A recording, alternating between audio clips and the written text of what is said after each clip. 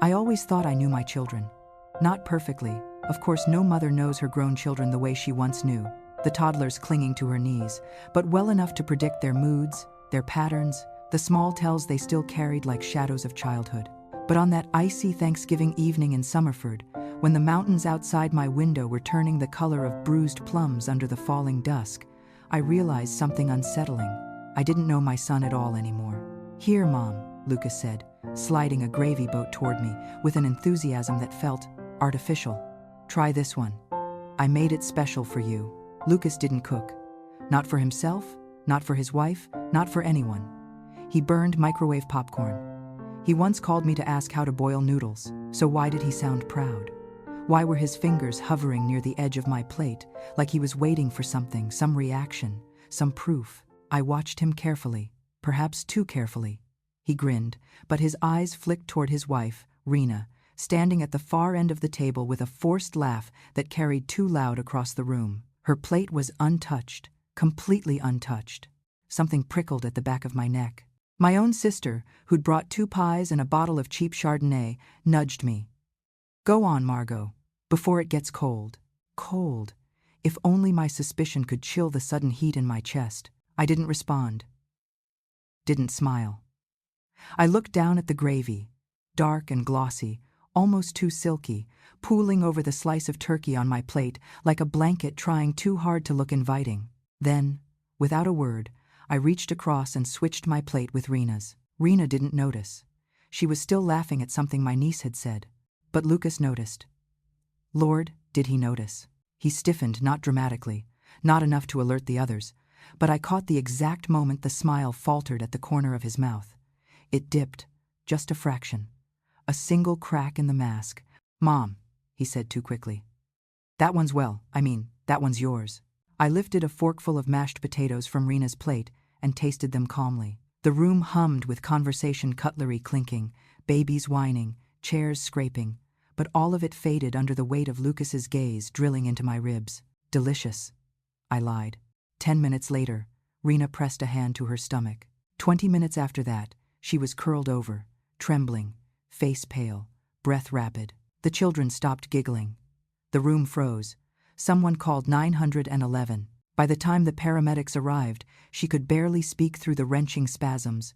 Her hair stuck damply to her temples.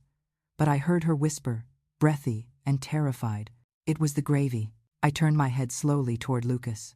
He turned his toward me. We didn't blink. We didn't speak. We simply stared at each other across the long oak table, over the scattered silverware and half-empty wine glasses, as if the truth had climbed up onto the tablecloth between us and announced itself without needing words. No one asked how I felt. No one wondered why I wasn't sick. No one remembered it had been my plate she ate from. And that, more than anything, told me what I needed to know. Because I had more allergies than my entire family combined. Mushrooms, shellac, 2 specific nut oils, even certain preservatives common in sauces. At my age, sniffing before sipping becomes second nature. But I felt fine, clear-headed, steady, which meant only one thing. Whatever had touched that gravy was never meant for Rena. After the ambulance pulled away, the house became a confused blur, people rushing out, murmuring excuses, grabbing coats, avoiding eye contact. They followed Lucas to the hospital or fled the scene entirely. I stayed behind. Of course I stayed behind. Cleaning was always my job. Has been for decades. They left me with the dishes, the scraps, the shattered illusion of a family gathering, and the gravy boat nearly empty sat in front of me like a quiet confession. I picked it up, poured the remnants into a mason jar, sealed the lid tight, and buried it behind the cranberry jelly in the fridge. Then I turned off every light except the small yellow one over the sink, the one Robert used to read by when he made tea at midnight. I sat at the kitchen table in the dim glow and let the quiet settle into my bones. It wasn't fear that washed through me. It wasn't even shock. It was recognition. A storm had been building for years, subtle glances between Lucas and Rena, whispers ending abruptly when I entered the room, tension when I mentioned my estate or health. They'd been circling something, planning something. Tonight, the sky finally cracked open. I didn't sleep. Not from worry about Rena, though. I did hope she would recover, but because every minute replayed in my mind in sharp, relentless clarity. The gravy, the switch, Lucas's eyes, his voice. At 2:17 a.m., my phone buzzed with a message. From Lucas. Still in ER. She's stable. Will update. No. Are you okay? Are you home safe? I'm sorry you had to see this. I love you. Just a clinical update. Like I was a distant relative on a mailing list. I didn't reply. At 3:04, I opened the fridge, retrieved the mason jar, and held it under the soft light. Dark specks floated inside, not pepper, not thyme, not anything I recognized. I set the jar in the sink, scrubbed it clean, dried it, tucked it away. Then I pulled out my old notebook, the one I hadn't touched since Robert died, and began turning its pages, not to write, but to keep my hands steady. The wind howled through the pines outside, the old Hale house creaking with winter's weight. And somewhere beneath the unease, two truths settled like stones in my stomach. Lucas had intended something, and I had been blind for far too long. At noon the next day, my phone rang. Not Lucas, not Rena, Elena, my granddaughter, 16. Quiet, observant. The one who always saw more than she said. Grandma? She whispered. I need to tell you something. My fingers tightened around the phone. Go ahead, sweetheart. I saw Dad in the kitchen yesterday, she said, before dinner. He was adding something to the gravy from this little bottle, like a dropper. And when I walked in, he jumped, told me to go help set the table. The world slowed, each heartbeat a thud. Did your mother see? I asked. No. She was upstairs with Aunt Mara. I closed my eyes. Thank you for telling me. After we hung up, I stood, walked to my filing cabinet, and opened the drawer I'd been avoiding for months. There it was, the envelope Lucas had pushed across the table back in spring. Just a hospital form, Mom. Quick signature. Nothing major. I hadn't read it properly. I had trusted him. Stupid, soft trust. I unfolded the document now. Read it once, twice. It wasn't a simple medical release. It was a durable power of attorney, legal, notarized, giving Lucas full control of my finances, should I be declared unfit. And if that gravy had worked, if I'd been vomiting or confused or rushed to the ER, if I had arrived disoriented, would they have declared me incompetent? Would Lucas have taken everything?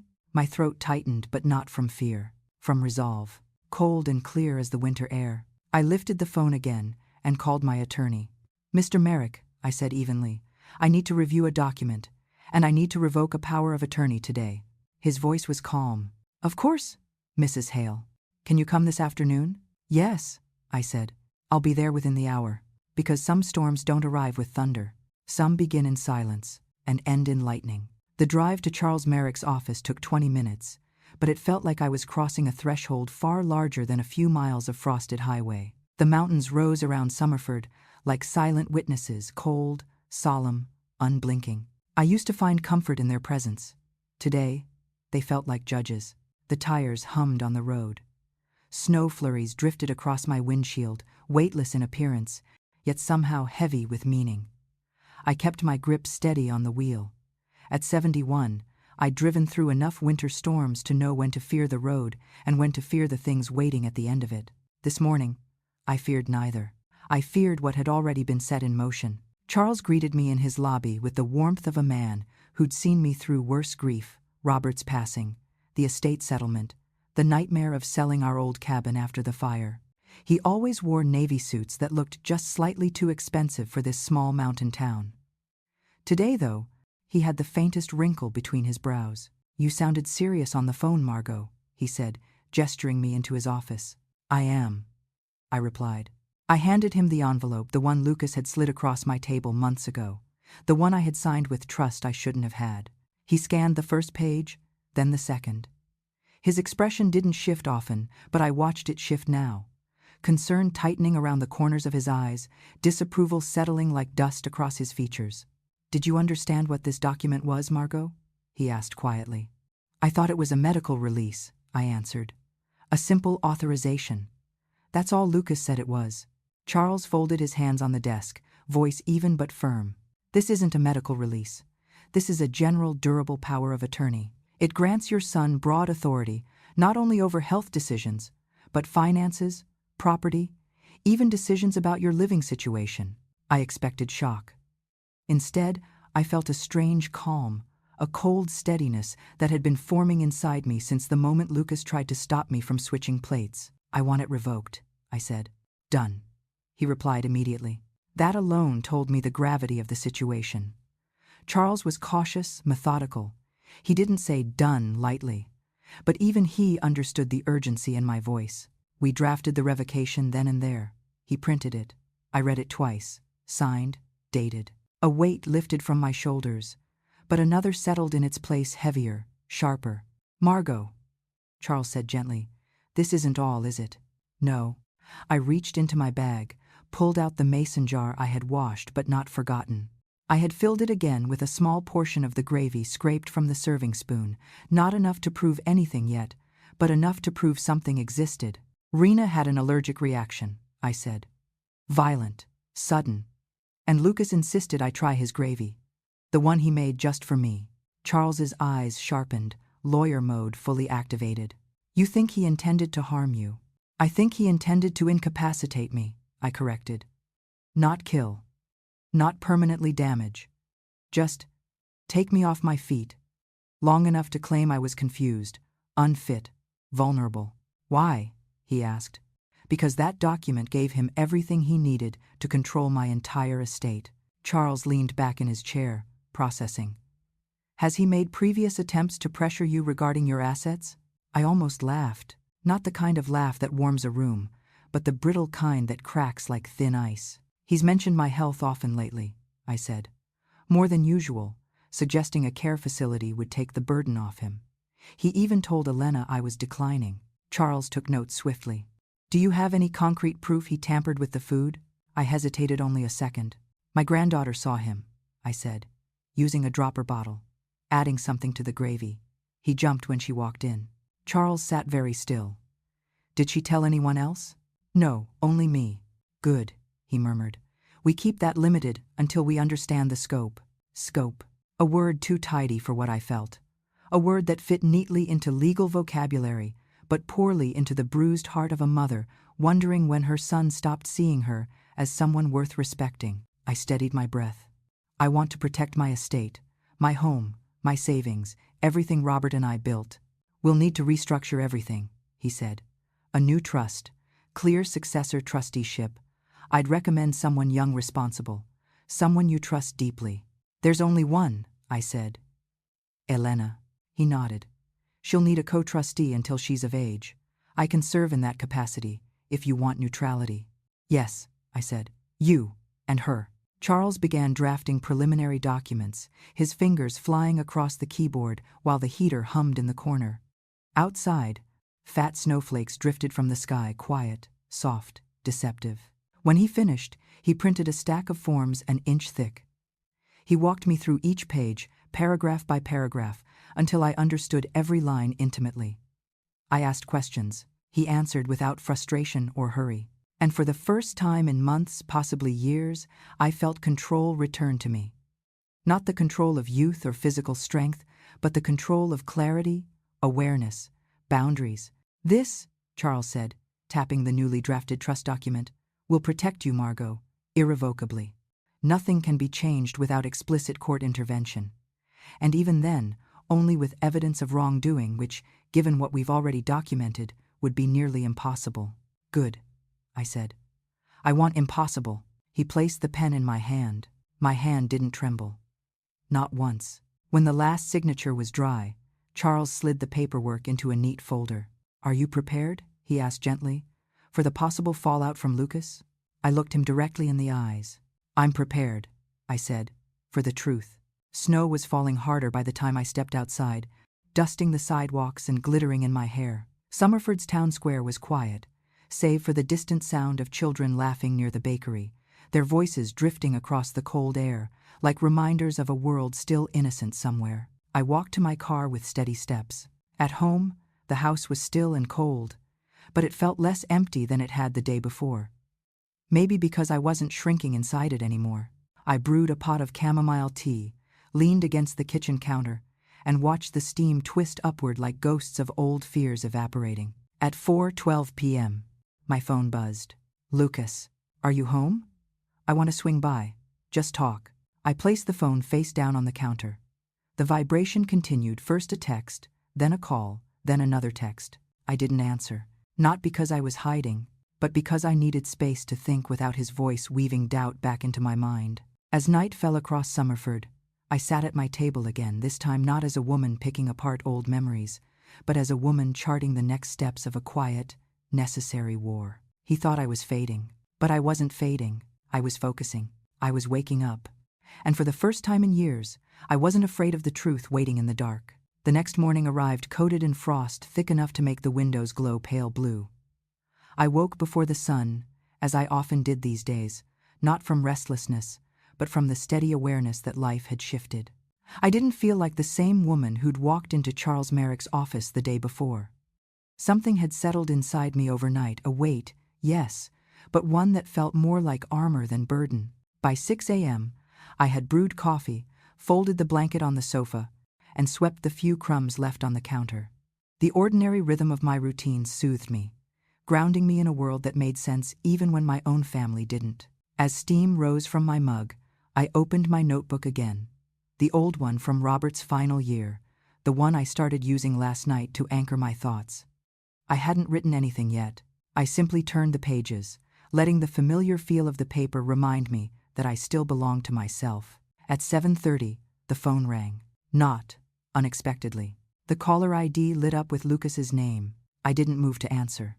I let it ring until silence reclaimed the room. But silence didn't last long. A second call came not 2 minutes later, Rena this time. I turned off the ringer. They were circling. I could feel it as surely as I felt the cold air creeping through the old window panes. People who fear losing control often scramble hardest when they think they've already lost it. I stayed silent. I needed to be ready before I faced either of them again. It was nearly noon when I finally dialed a number I had been avoiding for far too long. "Morning. Margot," came a gentle voice once the line connected. "You okay?" It was Jonetta, my sister, not the one who'd abandoned the chaos early on Thanksgiving, but the one who always seemed to love me more quietly, more solidly. She lived 2 towns away, but had a heart that never drifted too far. "I'm fine," I lied. "Liar," she said, without amusement. "Tell me what happened." And I did. Not everything, not the dropper bottle, not the full depth of my suspicions, but enough for her to hear the tremor beneath my steadiness. Enough for her to pause before speaking again. "Margot, this isn't small. This isn't just an argument or a misunderstanding." "I know," I said. "Do you have anyone on your side? Anyone who sees what's happening?" A faint smile tugged at me. "Yes," I whispered. "Elena." Jonetta exhaled deeply, relieved. "Good.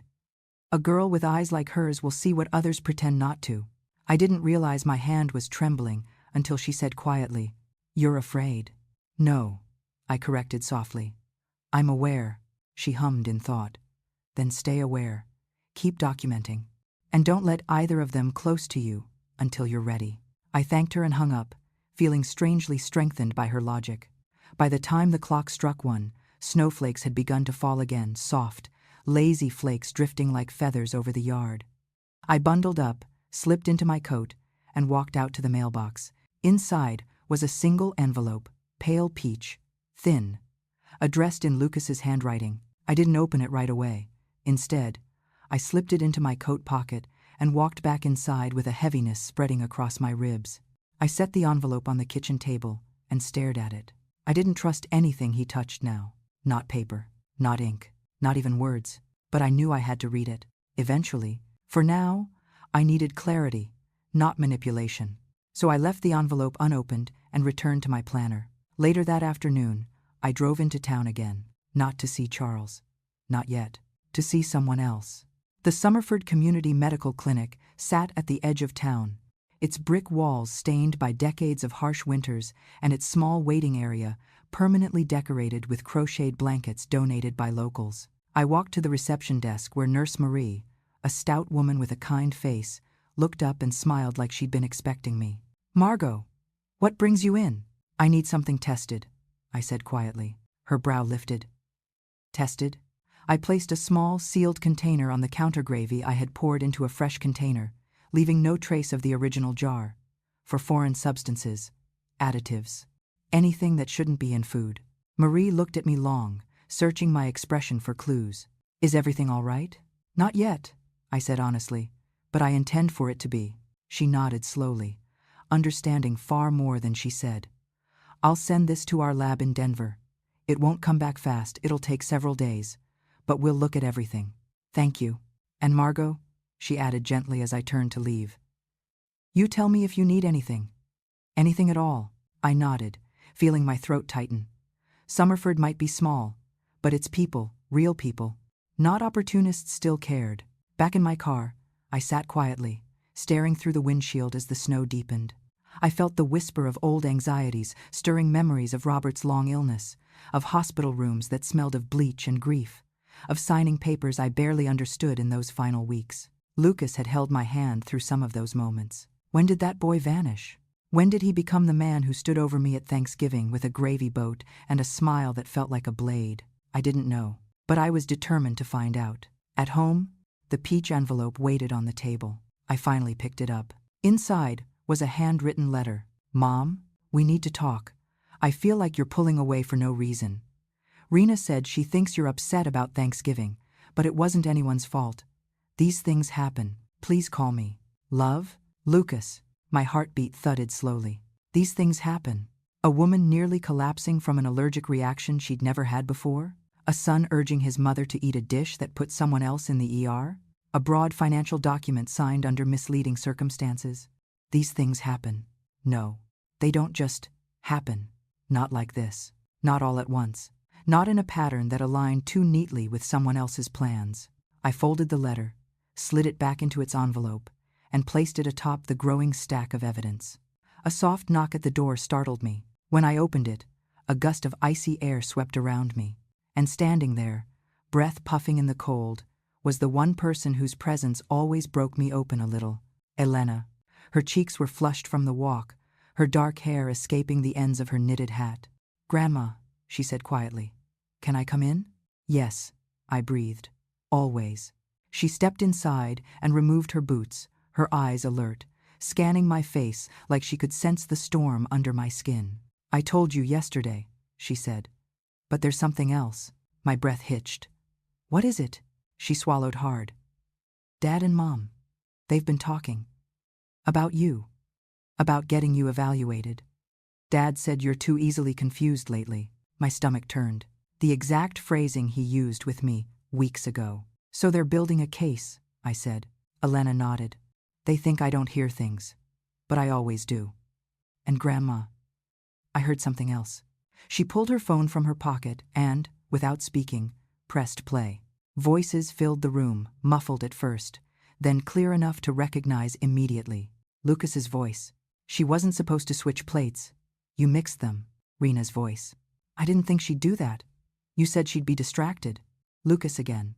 It was supposed to be mild, just enough to make her look confused, not enough to hurt anyone. But you, I pressed pause. The room seemed to expand and contract with my breath. Grandma, Elena whispered. I'm scared. I wrapped my arms around her and held her close, my heart pounding with a quiet, focused fury I hadn't felt in decades. You did the right thing telling me, I said. You're safe here, and I am too. Her voice trembled. What are you going to do? I pulled back, meeting her eyes. Protect myself, I said softly. And protect you. She nodded, wiping her cheek. Anything you need, she whispered. I know, I said. And that's why we're going to do this smart. I made her hot cocoa, sat her on the sofa, and let her talk through her fear. I reassured her not falsely, but with the truth of the plan already forming in my mind. The trust, the revocation, the evidence. By the time she left, I felt like the ground beneath me had solidified. No more pretending, no more denial, no more softening myself to avoid conflict. I stood in my quiet living room and exhaled. This wasn't fear. This was awakening. And I wasn't the prey in this story. I was the storm. I didn't sleep that night.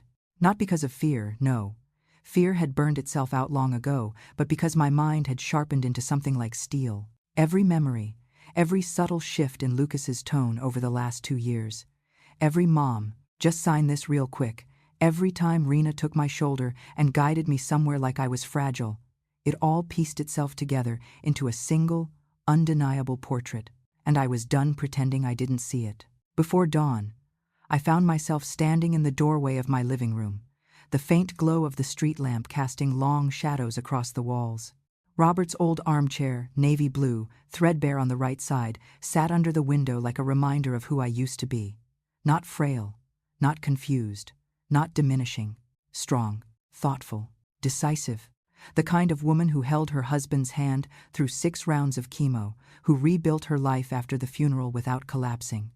The kind of woman who would not be undone by her own flesh and blood. At 6:15, my phone buzzed with a text. "Lucas. Mom, please call me. We need to clear the air." I turned the phone face down and poured myself coffee.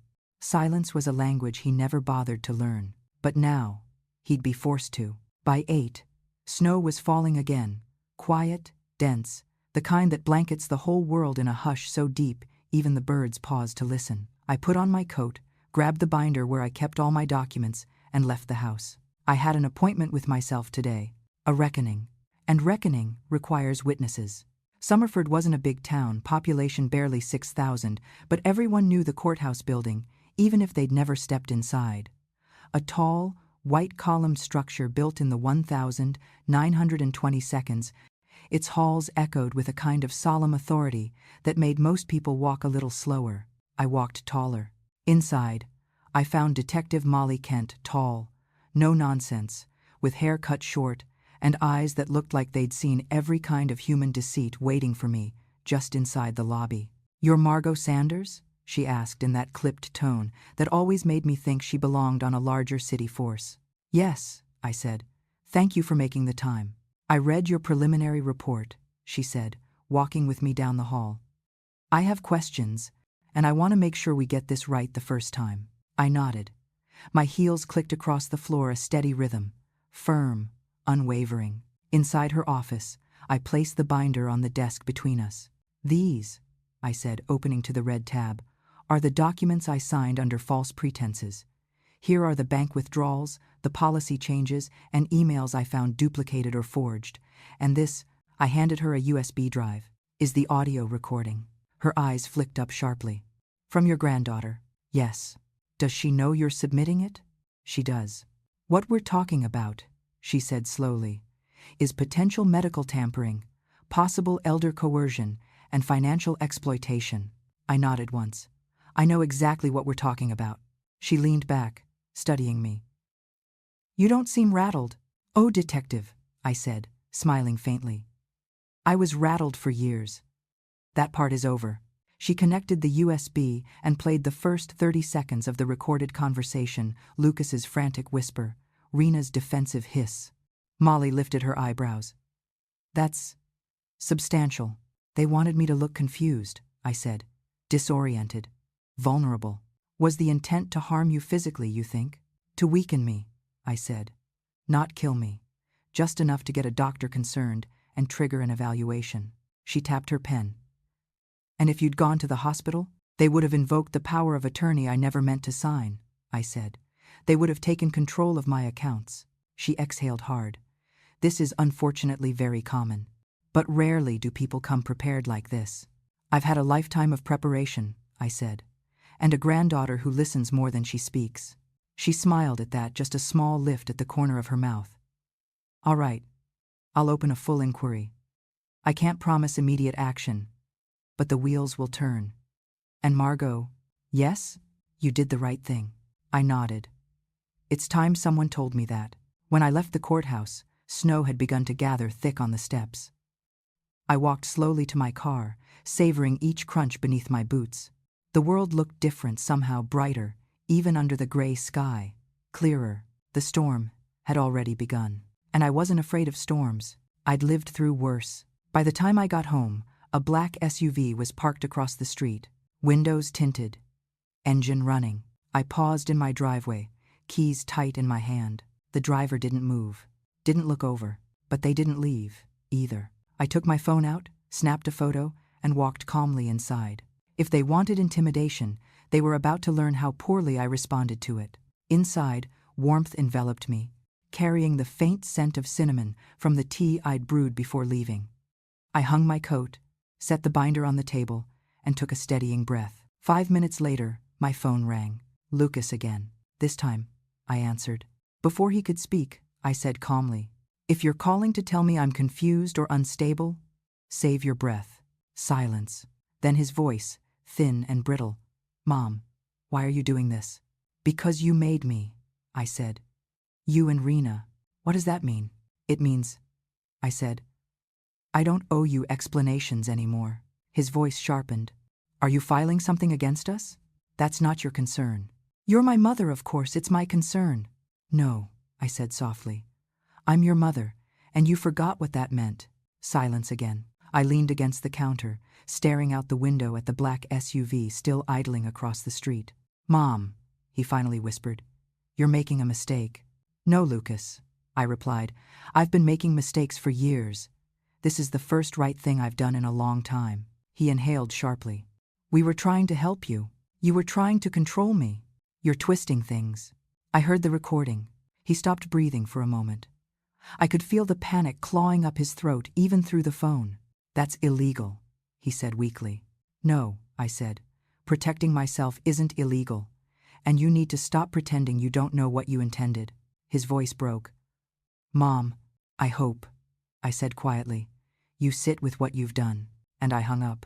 My hand didn't shake. My pulse didn't race. There was only a deep, quiet sadness in my chest. But sadness wasn't weakness. It was acknowledgement. The end of illusion. The beginning of truth. The rest of the afternoon passed like a series of soft, deliberate motions. I reorganized the kitchen drawers, sorted through winter scarves to donate, cleaned the bird feeder. When dusk arrived, I lit the lamp by the window and sat with a book open on my lap. I didn't read it. Instead, I listened. Outside, the engine of the SUV finally shut off. The driver got out, walked around the vehicle, and stood staring at my house from the sidewalk. Not approaching, not moving, just watching. Who sent them? Lucas? Rena? A lawyer trying to intimidate me? I didn't care.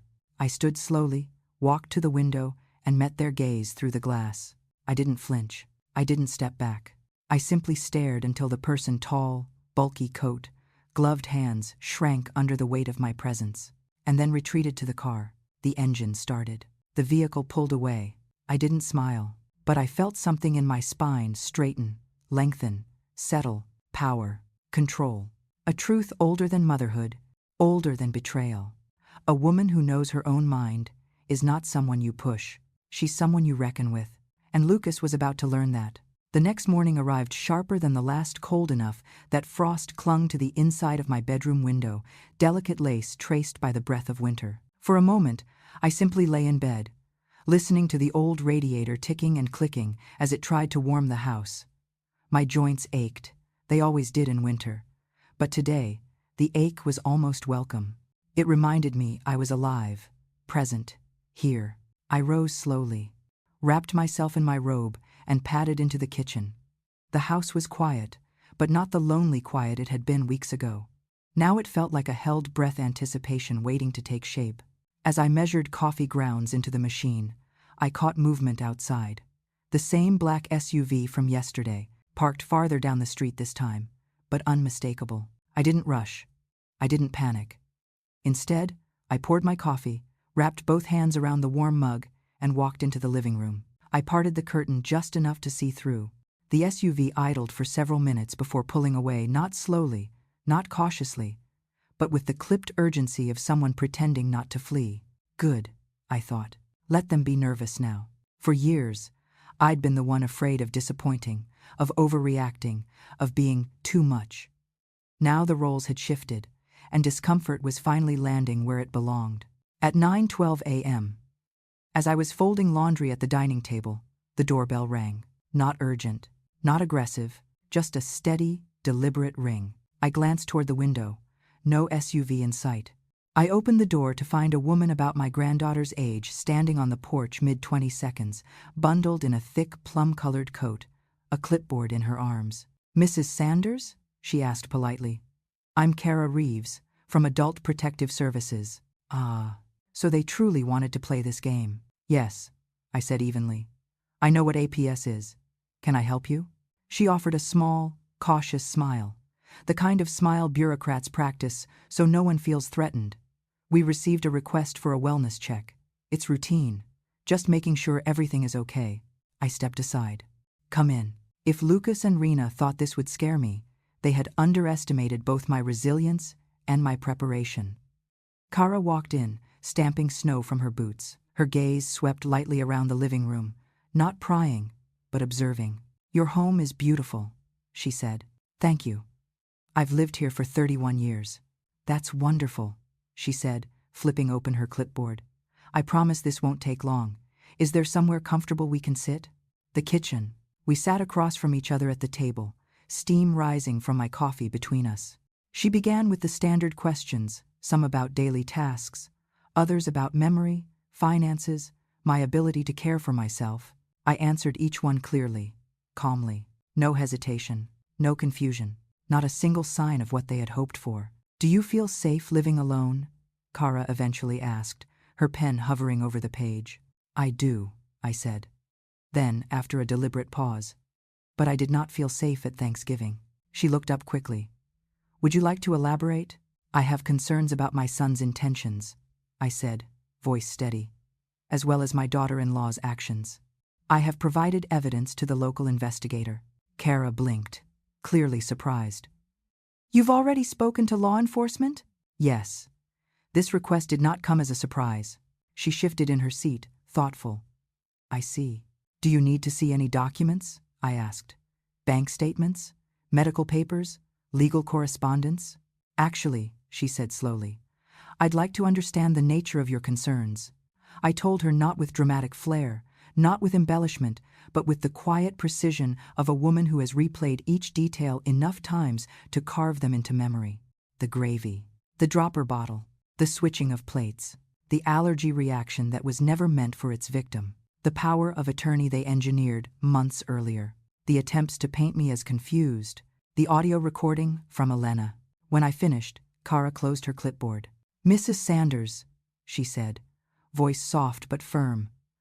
I am required to report any signs of cognitive decline if I see them. I understand. She leaned forward. I see none. Relief washed over me, but only briefly. There was still so much left to face. She stood, gathering her things.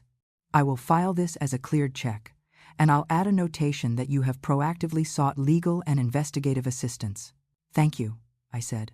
She paused at the door. If your son or daughter-in-law attempt to contact us again regarding your wellness, we'll be aware of the context. If they attempt, I echoed, they will. She nodded, as if she already knew.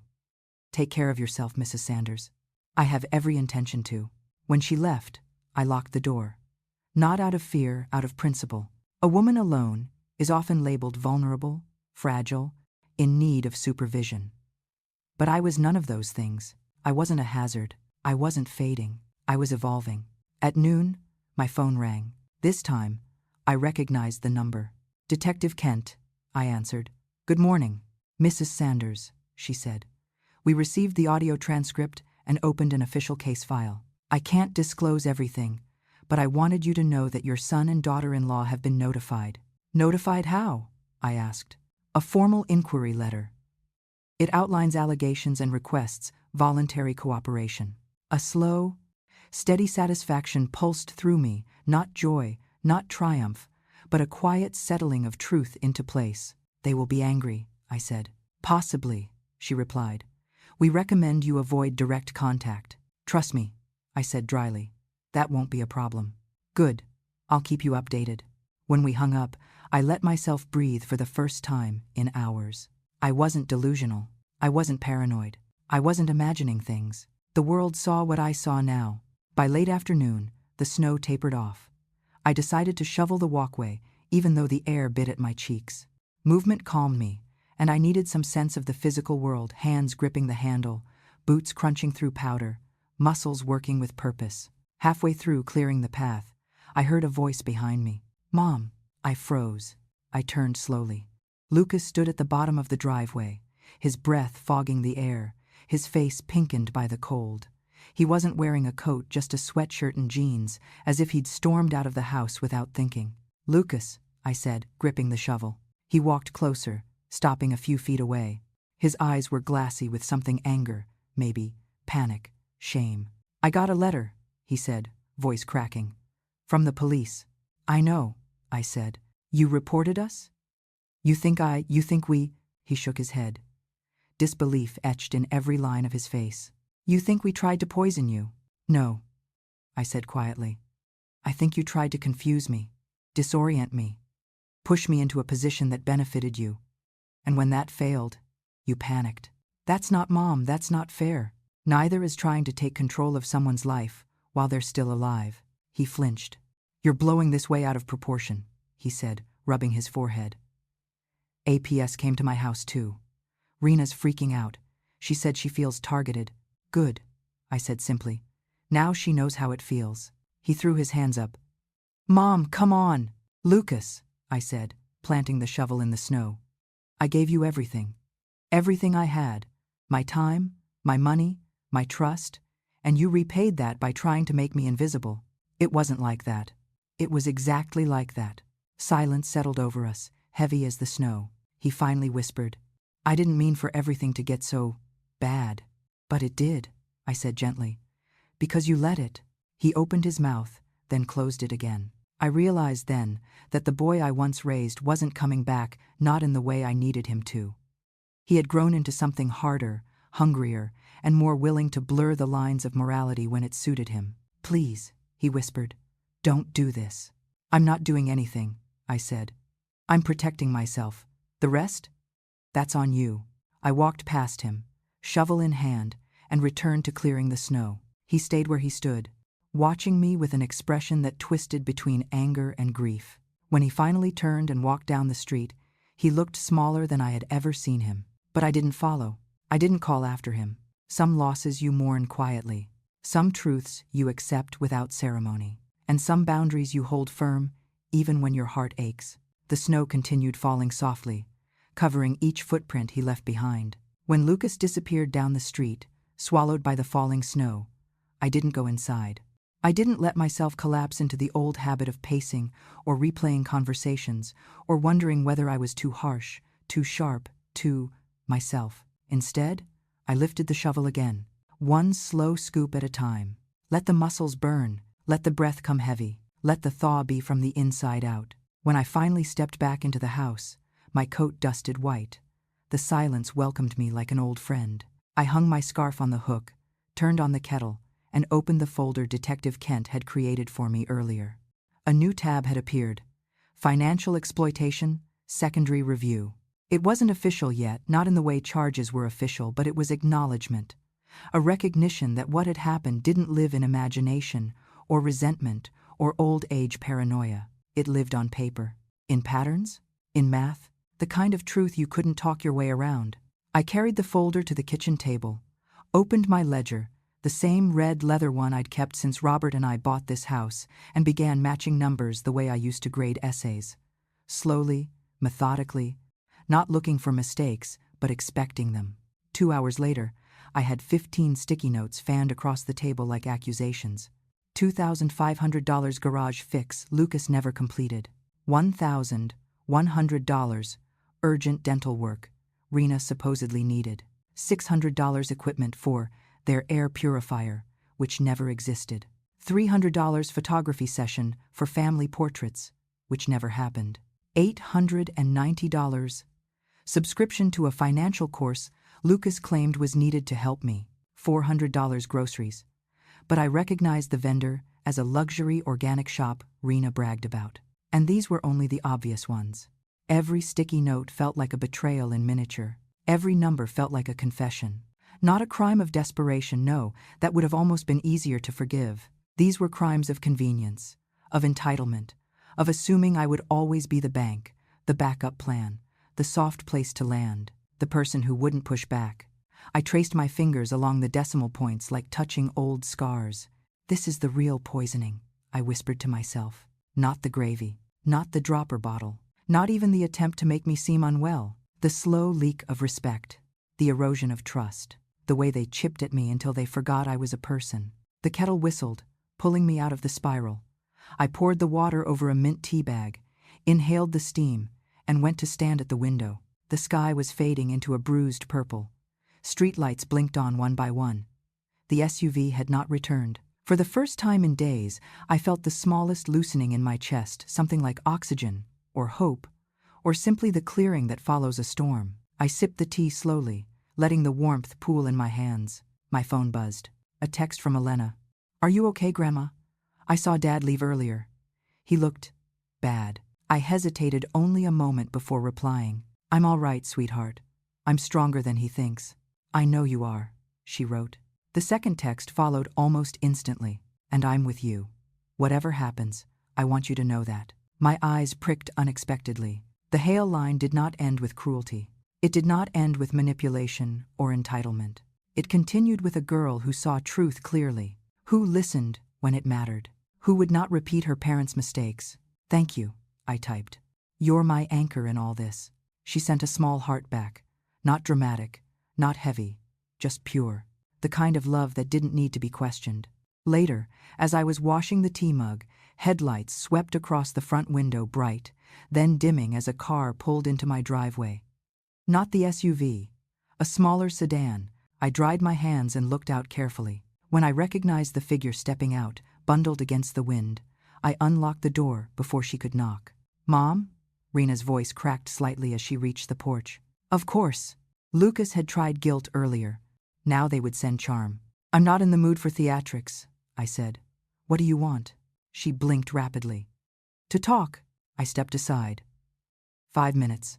She entered cautiously, as if expecting me to attack. I motioned her toward the living room, but stayed near the doorway, my home, my posture, my boundaries. She took her gloves off slowly, buying herself time.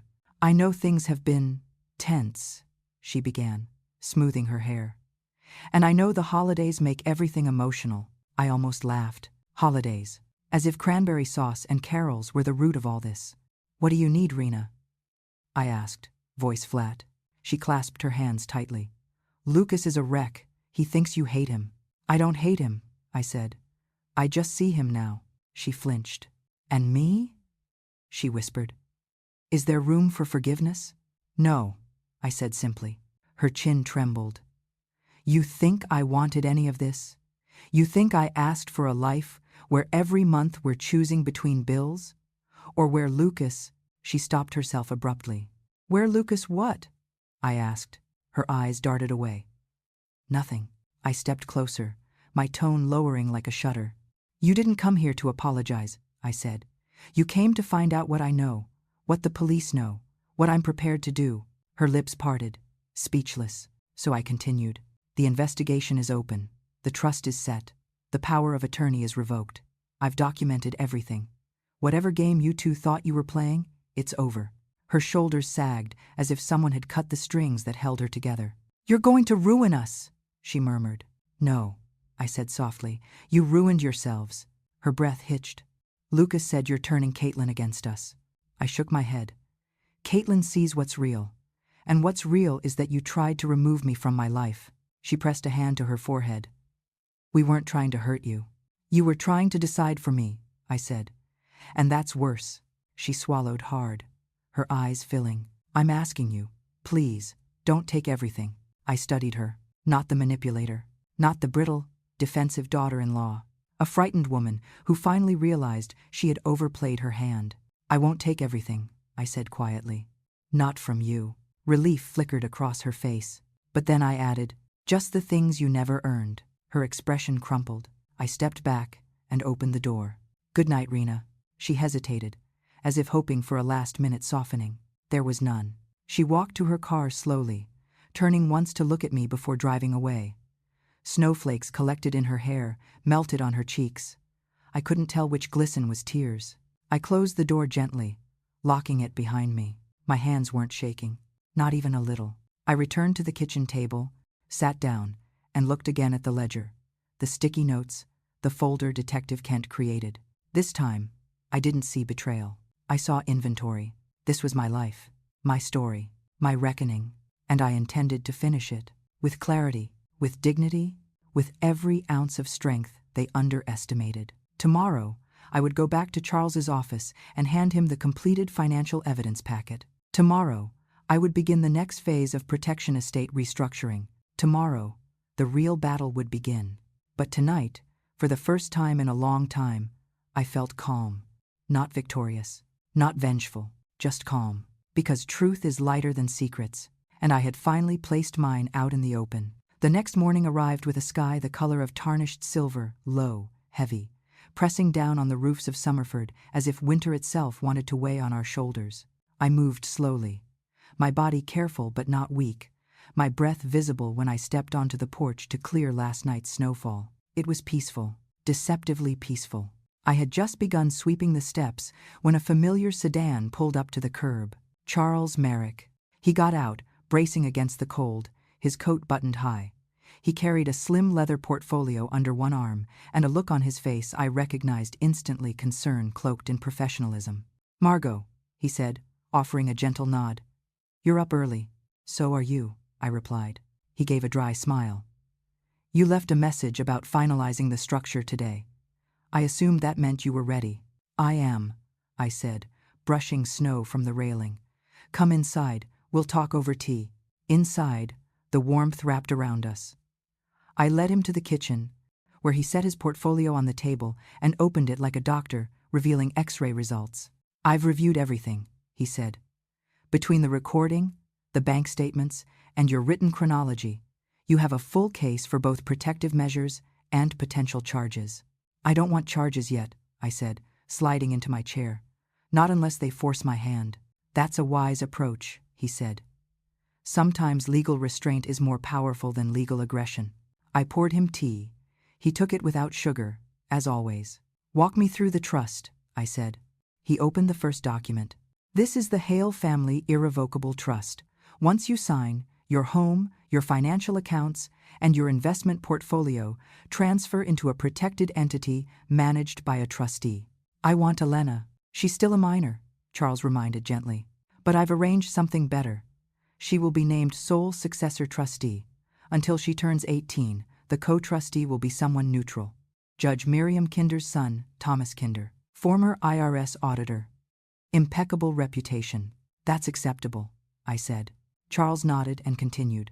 "The trust stipulates that no beneficiary may contest or interfere without triggering full disinheritance. That includes your son and daughter-in-law." "Good. This," he said, sliding a second packet forward, "is your new estate plan. Clean, streamlined, no ambiguity. If you become incapacitated, which we both know is highly unlikely, you've designated all medical decisions to a committee of 3.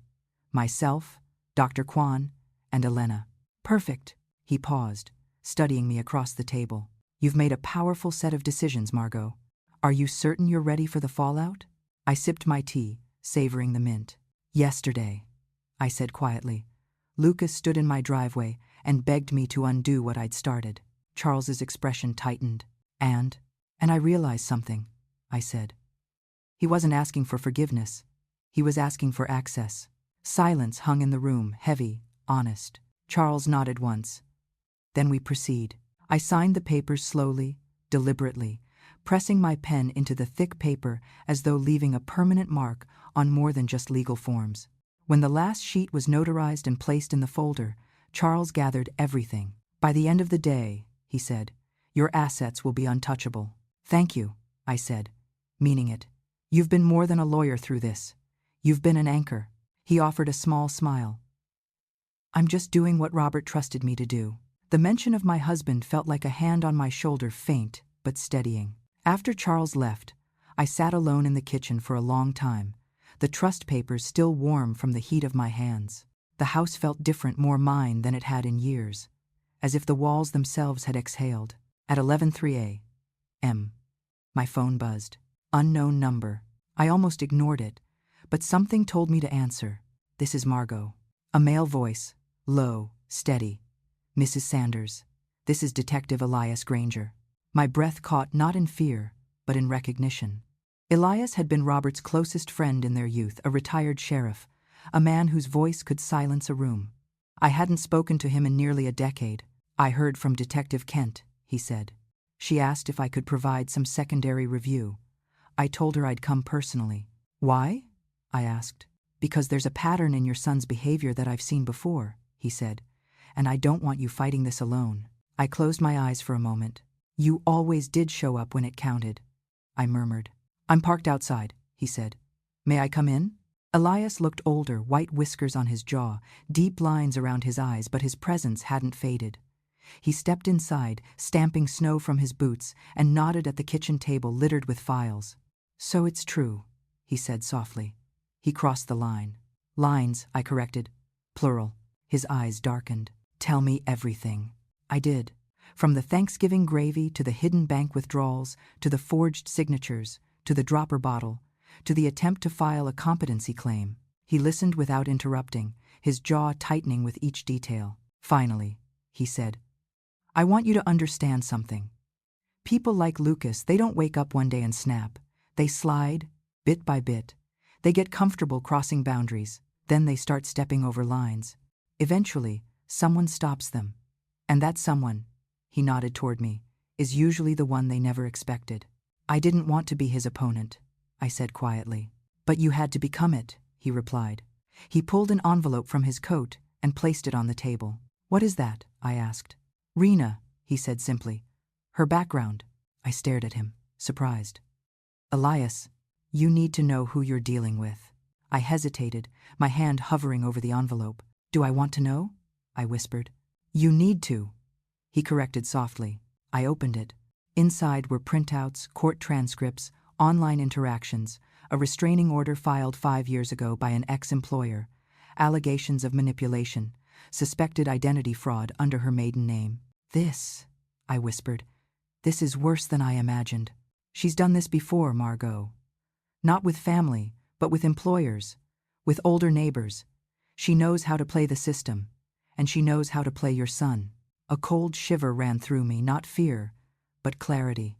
This wasn't an accident, I said. She didn't stumble into this. She chose it. Yes, Elias said. She saw an opportunity. And Lucas, well, he was raised with enough privilege to think he'd never face consequences. I swallowed hard. So what happens now? I asked. That depends, he said. Do you want to scare them? Or do you want to stop them? I drew in a long breath, then stood straighter. Both. His eyes softened with something like pride. Then you've already won, he said. Not yet, I whispered. But soon. At 3:14 p.m., as snow thickened into a heavy curtain, I heard a soft knock at the door. I froze. Elias moved quietly to the window, peeked out, and nodded. It's her. Rena? I asked, startled. No, he said.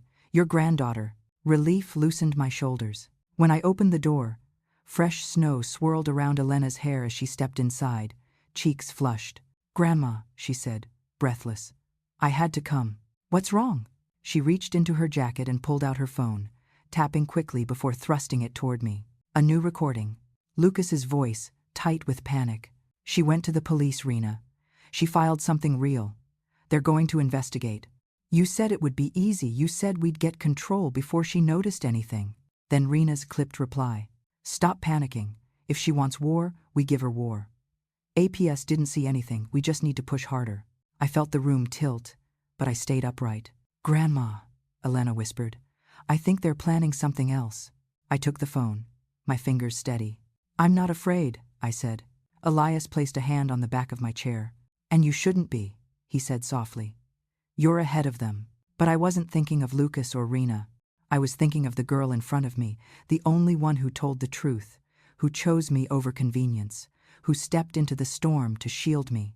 Elena, I said gently, you did a brave thing. Tears welled in her eyes.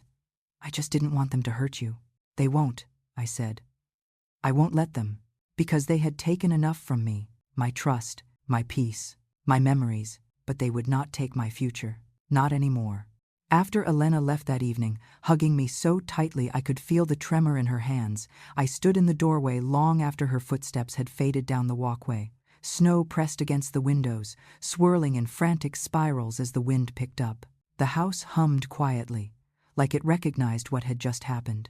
My granddaughter had crossed the threshold between childhood and something sharper, braver, heavier. She had chosen truth over comfort, loyalty over silence, me over them. I closed the door softly, not wanting to disturb the peace settling through the house, and locked it. The click of the bolt felt symbolic. One more wall built, one more line drawn, one more piece of myself reclaimed. I walked through each room deliberately. The living room where Robert and I once danced to old jazz records. The hallway lined with family photos. The kitchen where I used to make cocoa for Lucas on snow days. Everything looked the same, yet everything felt different. My life was no longer happening to me. I was directing it now. And that shift, after years of shrinking, bending, accommodating, felt like breathing for the first time after holding my lungs tight for too long. Hours later, just as I was settling into my armchair with a book I had no intention of reading, my phone buzzed again. Unknown caller, but I knew. I knew before I even answered. "Margot," a voice slithered through the line, sour with frustration. "We need to talk, Rena." "Of course. Speak," I said flatly. "You've crossed the line," she hissed. "Calling the police? APS? What is wrong with you?" I exhaled through my nose, slow and steady. "Nothing is wrong with me, Rena. You're overreacting to everything, making us out to be villains. You're twisting things so far out of context."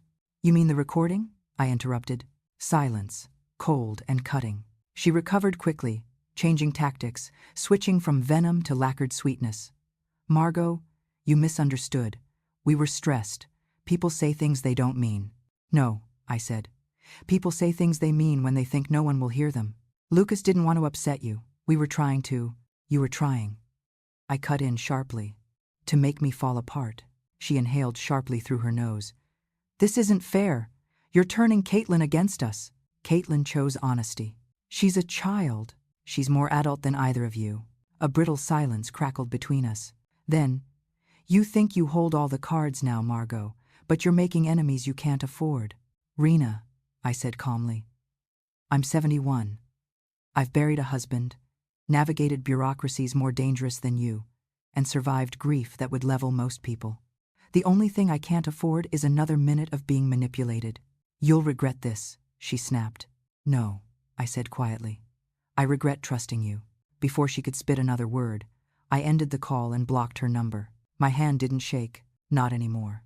The next morning, I woke to a different kind of silence, the kind that felt like something waiting just beyond the door, poised and listening. I made coffee, toasted bread, fed the birds outside, and then I went to the front window. Across the street, parked beneath a frost-covered sycamore tree, sat another vehicle I didn't recognize, a navy sedan this time. A man inside pretended to scroll his phone, but glanced up every few seconds. Not Lucas, not Rena. Someone hired. My breath fogged the glass. They weren't giving up quietly. Good. Neither was I. I snapped a picture of the car, then of the plate, and sent both to Detective Kent with a quick message. "Unfamiliar vehicle parked for 20+ minutes. Driver watching house."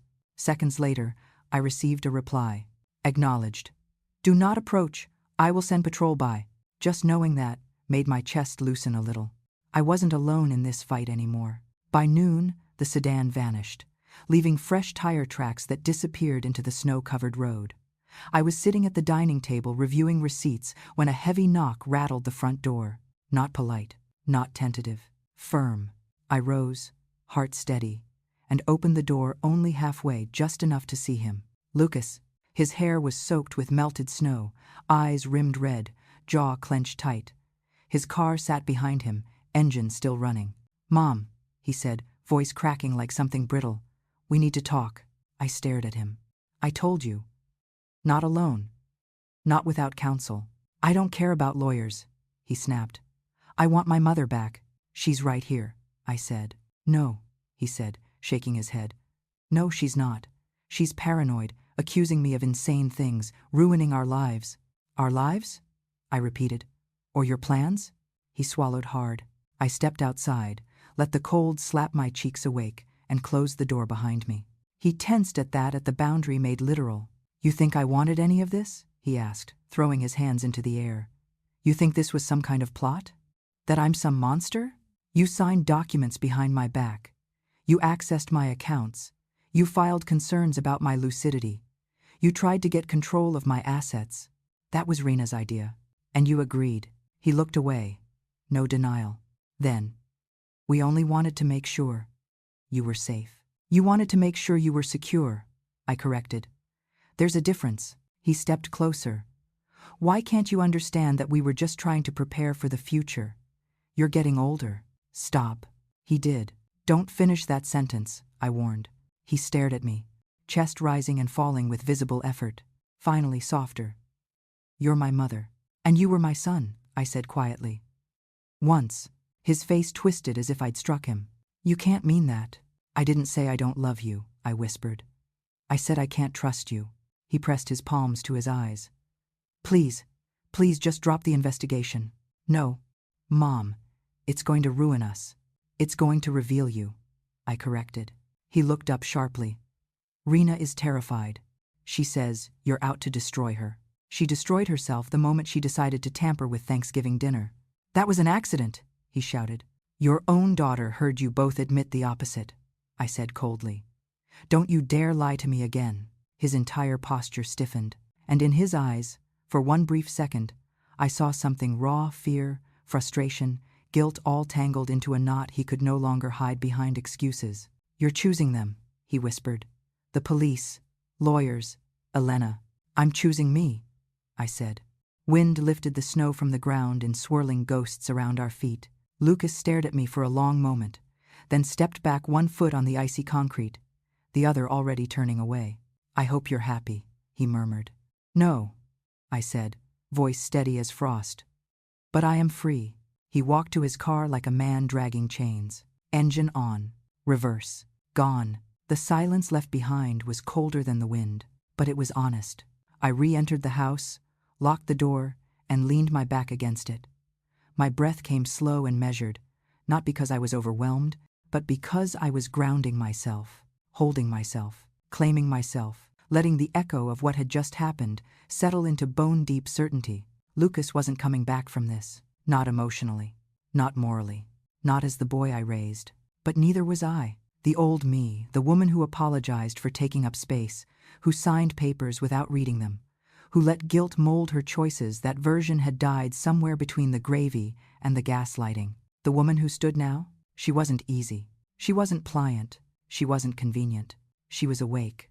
The kettle clicked in the kitchen. I pushed off the door, walked toward the sound, and poured myself a cup of mint tea. The steam rose in slow spirals, calm and warm. Outside, the snow hadn't stopped, but neither had I. The next day felt unnervingly still. Not peaceful, no. Peace carries warmth. This was something colder, heavier, the kind of stillness that settles right before an avalanche gives way. Even the birds were quiet. No chirping, no flitting across the yard, just the whine of the winter wind moving through bare branches. I moved through my home like a woman walking through the belly of a storm she had finally learned to navigate.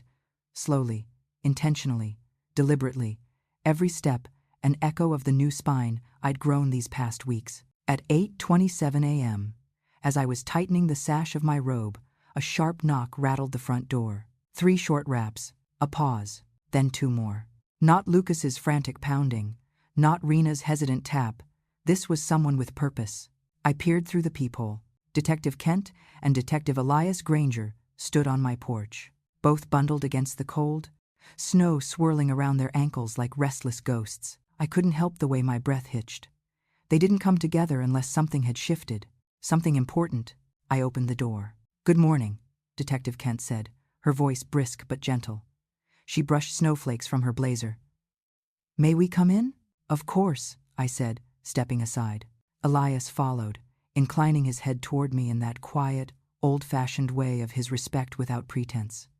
The kind of gesture you don't see much anymore. I led them to the living room, gestured to the sofa, and took the armchair across from them. The distance was small, but symbolic. I wasn't sitting between them. I wasn't sitting beside them. I was sitting as the owner of this house, the center of this story, the one who finally recognized her authority. Once they settled, Detective Kent folded her hands on her lap. Margot, she began carefully, we have an update. I swallowed, my fingers brushing the armrest. All right. She exchanged a look with Elias, one of those silent exchanges professionals master after years of working cases. Then she spoke. We interviewed Rena Hale this morning. My pulse thumped once, heavy in my chest. She approached the station voluntarily, Kent continued. Claimed she wanted to clear the air. She never does anything voluntarily, I said flatly. She does things strategically. Kent's lips tugged into a faint, knowing line. I'm aware. I was part of the interview, Elias added. She was nervous, defensive. More than once, she contradicted herself. Did she admit anything? I asked. Kent didn't answer right away. Instead, she slid a small digital recorder onto the coffee table between us. The device sat there like a ticking clock. She didn't admit intent, Kent said. But she did say something that corroborates your report. She pressed play. Rena's voice crackled into the room. He told me to bring the bottle into the kitchen. He said his mother never trusts him, that she'd doubt him, so he needed me to make it look like I was helping with the gravy. He told me it would be harmless, just enough to make her feel faint, to confuse her. My blood turned to ice. Not fear, not rage, just a solidifying of every instinct I'd had that night. Kent clicked the recorder off. She didn't think she was confessing, the detective said. But she did. I sat very still. The room felt suspended, the air thick. Elias leaned forward, his elbows on his knees, voice low and steady. She is trying to protect herself. Shift blame before the investigation focuses fully on her involvement. And Lucas? I asked quietly. Kent sighed. He hasn't come in. We reached out. He refused to answer questions without an attorney. My son, my boy, refused. I looked out the window, snow curling down like quiet ash. He never could face responsibility, I murmured. Not even as a child. Elias cleared his throat gently. There's more. I looked at him. We obtained a warrant to access the dropper bottle, recovered from Rena's car. My gaze sharpened. You found it? We did, Kent said, tucked under the front passenger seat. And what was in it? My voice came out softer than expected. Not poison, Elias said. A concentrated syrup compound. Intended to? To mimic symptoms of low blood sugar, Kent explained. Dizziness, confusion, nausea, mild disorientation. Nothing lethal, but enough to concern any doctor. Enough to trigger a wellness exam. Enough to declare me unfit. Enough to activate the power of attorney I hadn't meant to sign. I closed my eyes, letting the truth press into me not as a blow, but as confirmation. When will charges be filed? I asked. We need to complete chain of custody paperwork, Kent said gently, and follow up with forensic testing. But intent can be difficult to prove unless... She hesitated. Unless? I pressed. Unless one of them decides to turn on the other. A humorless laugh escaped me. They will. It's only a matter of time. Elias watched me carefully. Margot, you're handling this with remarkable composure. I've lived through bigger heartbreaks, I said. This is just a revelation, not a ruin. Kent nodded slowly. The next steps will be stressful. There may be retaliation. I'm prepared, I said simply. Good, she replied. Because you're not alone. We'll handle the legal end. You just keep doing what you're doing. Elias rose, buttoning his coat. And one more thing. I looked up. Don't isolate yourself, he said. People like Lucas and Rena count on silence, on your shame, on your fear. That's how they win. I swallowed hard. I'm not ashamed, I said quietly. Not anymore. A softness flickered in his eyes. We'll be in touch, Kent said. Please call us if anything happens. Any contact, any threats. I will. They left, boots crunching through the snow as they disappeared down the walkway. The house grew silent again. I sank slowly into my armchair, the recorder still on the coffee table, its presence like a heartbeat in the room. I didn't cry. I didn't shake. Instead, I felt something deeper, a sense of ground settling into place beneath my feet. Certainty, evidence, truth. No longer just my word against theirs. Now it was documented, recorded, validated. I stood and walked to the fireplace, placed a log inside, and lit a match. The flames took slowly, licking up the bark, casting warm light across the room. I held the recorder in my hand and whispered, You almost had me, not in the way of harm, in the way of erasure. But that version of me, the woman who doubted her own instincts, who softened every blow, who excused every manipulation, she was gone. And in her place stood someone they had never accounted for. A woman with evidence, a woman with boundaries, a woman with a spine forged from surviving loss and betrayal. a woman reborn from fire and winter and truth. Just then, my phone buzzed with a message. Elena, did the detectives stop by? I saw their car on the street. Are you okay? Want me to come over? I smiled. I'm fine, sweetheart. You don't need to come. But your message means more than you know. I set my phone down, stared into the fire, and let the warmth bloom across my palms. The investigation had begun, and for the first time in months, I didn't fear what was coming. I welcomed it. I didn't hear from Lucas or Rena for the rest of the day, and that silence, once something I feared, now felt like confirmation. They were retreating, whispering, plotting, testing the edges of their own panic. I knew them well enough to understand their rhythms. Lucas brooded. Rena schemed. Together, they spiraled. That night, I slept with the hallway light on. Not out of fear, but out of ritual. When the world shifts this drastically, sometimes you need a small anchor, a soft lamp humming in the dark, a reminder that not everything has changed. By morning, the hallway bulb had burned itself out. I stood beneath the faint plume of smoke curling up from the glass, and I smiled. Even light has its limits. At 9:14 a.m., as I poured myself tea, the landline rang, a sound so foreign in the house these days, it made my shoulders tense automatically. Most calls came to my cell phone.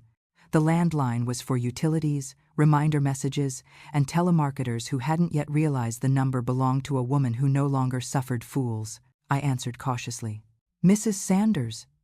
A clipped, unfamiliar voice asked. Yes, this is attorney Simon Caldwell. I represent your son. I closed my eyes briefly. Of course, Rena always struck first emotionally. Lucas struck first legally, at least when he had someone else to steer the wheel. What can I do for you, Mr. Caldwell? I asked evenly. As a courtesy, he said, I'm informing you that we have filed a petition requesting a temporary freeze on any major asset transfers until the matter of your competence can be denied. I cut in sharply. He faltered. Pardon? You're calling about an action that's already dead in the water, I said. The trust is established. The assets have already been transferred. The power of attorney was revoked. Your petition is a hollow shell. A pause, the paper rustle of someone adjusting their composure. Mrs. Sanders, he said slowly, my client is concerned about your well-being. No, I said. Your client is concerned about losing access to something that never belonged to him. He inhaled, as if preparing for a long fight. We are asking politely, at this juncture, that you refrain from escalating the situation further. I rested my free hand on the kitchen counter, grounding myself. I didn't escalate anything, I said calmly. I simply stopped pretending. Silence crackled through the line. Then the attorney said, You understand, of course, that these matters can become public. I'm 71, I said. Public opinion doesn't scare me, and it shouldn't scare someone with nothing to hide. Another pause. Then, very quietly, Mrs. Sanders. Lucas is suffering. I stared out the window at the snow beginning to fall again, soft, slow flakes drifting like feathers from a torn pillow. He chose this suffering, I said. I'm not responsible for his consequences. I ended the call. There was no satisfaction in it, just truth. Less than 10 minutes later, the doorbell rang. 2 sharp rings. Not police, not neighbors, not hesitation. I opened the door, already bracing myself. It wasn't Lucas. It wasn't Rena. It was the local newspaper courier, shivering in a thin jacket, holding a neatly folded edition of the Summerford Chronicle. Morning, ma'am. Big headline today. Figured you subscribed. I don't, I said. He shrugged apologetically. It's being delivered to every household on the block. I took the paper. He hurried off, leaving me standing in the doorway with cold air curling around my ankles. The front page stopped my breath. Local family under investigation for elder coercion. Financial exploitation allegations, spark inquiry. A grainy photo beneath the headline showed the outside of Lucas and Rena's house, snow-dusted shrubs, holiday wreaths still hanging on the door. Not my home, not my face, but my story. The article didn't mention my name, but referred to me as a long-time Summerford resident in her 70s. It mentioned financial irregularities. It mentioned a domestic incident during Thanksgiving dinner. It mentioned APS involvement. It mentioned the police inquiry. Halfway down the page, a quote from Detective Kent. We are taking the matter seriously. We urge communities to be aware of signs of financial coercion in aging citizens. I sank into the nearest chair, the paper crackling in my hands. The truth had broken containment, not by my doing, but by the world's natural tendency to drag injustice into the light, even in a quiet mountain town like ours. The phone rang again, but I didn't move. Another ring, then another. I finally answered. "Grandma?" came Elena's voice, trembling slightly. "Is it true? The paper, everyone at school is talking about it." "Yes," I said softly. "It's true. Are you okay?" "I am." "Dad's furious," she whispered. "He stormed out of the house this morning. Mom's crying. They're blaming you." "Of course they are," I said gently. "People who manipulate always blame the one who finally says no." She sniffled. "Grandma, I'm proud of you." My throat tightened. "I know, sweetheart. And," she hesitated, "I'm not going home after school. I'm coming to you."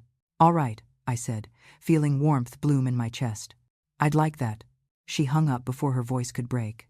I folded the newspaper, and then I made tea. Because sometimes the world can shake around you, and the most powerful thing you can do is remain exactly who you are. By noon, 3 neighbors had called. Mrs. Elroy wanted to make sure I was safe. Mr. Duncan murmured something about always seeing the signs in that boy. The Henderson twins left a voicemail saying they were thinking of me. And though Summerford was a polite town, kind to its core, small communities devour scandal the way fire devours dry wood. They would talk, they would whisper, and they would choose sides. But I wasn't afraid of the noise anymore. Let them talk. I'd spent too long suffocating in silence. When Elena arrived that afternoon, she dropped her backpack with a thud and rushed into my arms, burying her face in my shoulder. "I hate them," she said shakily. "I hate what they're doing." I pulled back gently. "You don't hate them. You hate their choices." She wiped her eyes. "Why would they do this? Why would Dad?" "Because some people confuse love with ownership," I said softly. "And expectation with entitlement." She sank onto the couch. "Everyone at school is texting me, asking if my family is, I don't know, evil." "You are not them," I said firmly. "You are your own person. Clear-eyed. Brave." She took a deep breath. "I'm scared." "So am I," I said honestly. "But courage isn't the absence of fear. It's the decision to keep standing anyway." She looked at me, really looked, and something settled in her expression. Respect, resolve, recognition. "Grandma," she said, "I won't leave you alone in this. Not for a minute." I held her hands. "You're not my responsibility," I said. "You're my choice." Her lip quivered. "You're mine too," she whispered.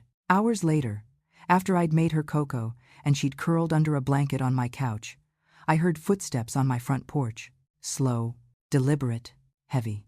I stood, motioning for Elena to stay still. I looked through the peephole. Lucas, but this time he wasn't alone. Behind him stood a man in a suit, holding a stack of papers. His lawyer. They were escalating, and so was I. I straightened my spine, unlocked the door, and opened it only a crack. "Mom," Lucas said, eyes bloodshot, voice raw. "We need to talk." "No," I said calmly. "We don't, but we would. On my terms, not his." I held the door only a few inches open, just enough to make clear that this was my boundary, my home, my battleground. Snow drifted in sideways behind Lucas and the lawyer beside him. The lawyer stood too stiffly to be comfortable, his posture straight as a ruler, chin angled slightly upward like he practiced intimidation in the mirror each morning. Lucas, on the other hand, looked haunted, dark hollows under his eyes, shoulders hunched, a man unraveling faster than he could pretend otherwise. "Mom," he said again, voice thinner this time, "just talk to me." "No," I said. "You didn't come here to talk." He flinched. His lawyer stepped forward, flipping a page on his clipboard. "Mrs. Sanders, I'm Simon Caldwell. As I mentioned on the phone, my clients are—" "Your client," I corrected, "has a name, and he knows why I won't entertain this." Lucas exhaled sharply. "Stop being difficult, Mom. This is already bad enough." "For you," I replied calmly. That made his jaw tighten. He looked at the lawyer as if urging him silently to take over. And of course, the lawyer obliged. "We're here," Caldwell said, in an attempt to resolve matters privately before this escalates further. It's already escalated, I replied, leaning slightly into the doorframe. And not by my hand. Caldwell cleared his throat. My clients simply want reassurance. They're concerned about impulsive financial decisions. No, I said. They're concerned about losing access. Mrs. Sanders, he continued, a hint of patronization slipping into his tone. Given your age, it's reasonable for family members to seek. I cut him off. Do you speak about all women in their 70s as if they're confused toddlers? Or is that a privilege reserved for your paying clients? Caldwell's lips pressed into a thin line. Lucas looked away. Inside the house, I heard a small, sharp inhale, Elena. I didn't turn, but I knew she was standing in the hallway, listening. Let's get to the point, I said. Caldwell lifted the top document in his stack. This is a request for temporary conservatorship. If you simply sign, I laughed. Not a light laugh. Not polite. A laugh born from disbelief and a dawning recognition of how far they truly thought they could push me. Absolutely not. Lucas stepped forward, anger flashing in his eyes. Mom, you don't know what you're doing. Lucas, I said quietly, I know exactly what I'm doing. And the question is, do you? The wind whipped behind them, scattering snow across my porch like spilled salt. Caldwell opened his mouth again, but I spoke first. I revoked the power of attorney, I said. I established an irrevocable trust. I have recorded evidence, bank documentation, legal counsel, and a police investigation underway. Caldwell blinked, visibly startled. Lucas paled. You're not gaining control over my life, I continued. Not now. Not ever. Caldwell recovered quickly. Mrs. Sanders, these documents are worthless, I said. I didn't raise my voice. I didn't need to. They were filed after the fact, after the revocations, after the freeze, after the trust transfers, and after your clients were already notified of a police report. Caldwell's composure slipped. A small crack, but enough. You wasted your drive over here, I said. We don't want conflict. He tried again. Then stop creating it. Lucas stepped forward once more, but I didn't retreat. I leaned the door deeper into its hinge, blocking him from any path inside. His voice trembled not with fear, but with frustration. Why are you doing this? We're your family. Blood makes you related, I said. Respect makes you family. He recoiled. Caldwell cleared his throat, clearly sensing that the interaction was falling apart. Mrs. Sanders, I'm done, I said, and I began to close the door. Mom! Lucas shouted, panic lacing the word. I paused. He reached out, not fully, not touching me, but with a hand half lifted, suspended between desperation and habit. For the first time, he looked like a boy again. A boy I once held. A boy who used to run home crying from losing soccer games. A boy who once believed monsters lived only under his bed and not inside his choices. Please, he whispered. Don't do this. I didn't do this, Lucas, I said softly. It happened, I continued. The moment you decided I was easier to control than to love. His face twisted, pain, guilt, denial, all tangled, all visible. Rena must have taught him how to hide his intentions, but she never taught him how to hide his heart. For a brief moment, I saw the man he could have become. Kind, decent, empathetic. But choices carve people, and he'd carved himself into someone I could no longer recognize. I inhaled, letting winter air fill my lungs. It's time for you to go, I said. He shook his head desperately. Mom, don't shut me out. You shut yourself out, I replied. I closed the door the rest of the way, but not abruptly, not angrily, just firmly. Final, finished. As the lock clicked, I turned and found Elena in the hallway. She wasn't crying, she wasn't trembling. She was standing very still, hands fisted at her sides, jaw set with a determination I recognized in my own reflection. Are you okay? She whispered. Yes, I said. Are you? She nodded, swallowed hard. He looked so lost. I softened. People can be lost and still be dangerous. She stepped closer. Do you regret it? I thought for a long moment. No, I said. Regret is wishing the past had been different. I wish the people had been different, but I don't regret choosing myself. Elena exhaled shakily, then leaned into me, letting me wrap my arms around her. Her small frame trembled not in fear, but in some raw combination of grief and clarity. "I'm sorry this is happening," she murmured. "I'm not," I said. "It was inevitable, and it's better it happened now while I still have the strength to stand." She held on tighter. For a long time, neither of us spoke. The world outside descended into a muffled quiet as snow layered over footsteps, over tire tracks, over the remnants of confrontation. Finally, Elena pulled back. "What now?" she asked. "Now," I said. "We wait, and we watch, and we stay prepared." "Will they stop?" "No," I admitted. "Not yet. They're going to keep trying, aren't they?" "Yes," she swallowed. "Are you scared?" I touched her cheek gently. "Scared," I said, "but steady." She nodded slowly, as if absorbing the truth into her bones. "I'm with you," she whispered. "I know." As night settled, a strange calm filled the house. The storm had passed, not the one outside, but the one at my door. And yet something told me the next wave was already forming, gathering strength somewhere out of sight. I checked every lock, every window, every light. Not because I feared for my safety, but because vigilance was now my armor. When I finally sat down in the living room, the silence felt like a blanket laid gently across the furniture. Elena had fallen asleep on the couch, curled beneath a thick quilt, her breathing soft and steady. I tucked the edges of the blanket around her, brushing a curl from her forehead. "You're safe," I whispered. But I knew safety wasn't a place. It was a stance, a choice, and I was choosing it every second. An hour later, as I brewed chamomile tea, my phone buzzed. One message. From an unknown number. "You think you've won, but you've just made things worse." My hand tightened around the phone. The text wasn't signed, but I didn't need a signature. I knew the cadence, the venom, the desperation of a person who believed the game was still in their hands. I exhaled slowly, then screen captured it and forwarded it to Detective Kent with a short note. "Next attempt at intimidation. Logging it." Seconds later, her reply. "Received. Documenting. Stay vigilant. We're watching too." I set the phone aside, the kettle whistling softly behind me. The snow continued to fall outside, thickening the night. Their tactics were shifting, their desperation deepening. But I was no longer standing in the shadows of their choices. I was standing in the doorway of my own, a doorway I had closed firmly, and one I would never open for them again. The next morning, the snowplows arrived early, rumbling down the street before sunrise, scraping winter from the pavement with the kind of heavy, guttural groan that vibrated through my floorboards. I lay awake listening to it, staring at the ceiling while dawn crept across my bedroom walls in pale strokes. I hadn't slept much. Too many thoughts, too much shifting ground, too many shadows in the shape of my own child. By the time I stepped into the kitchen, the house was cold but quiet. Elena was still sleeping on the sofa, curled into the quilt like it was armor.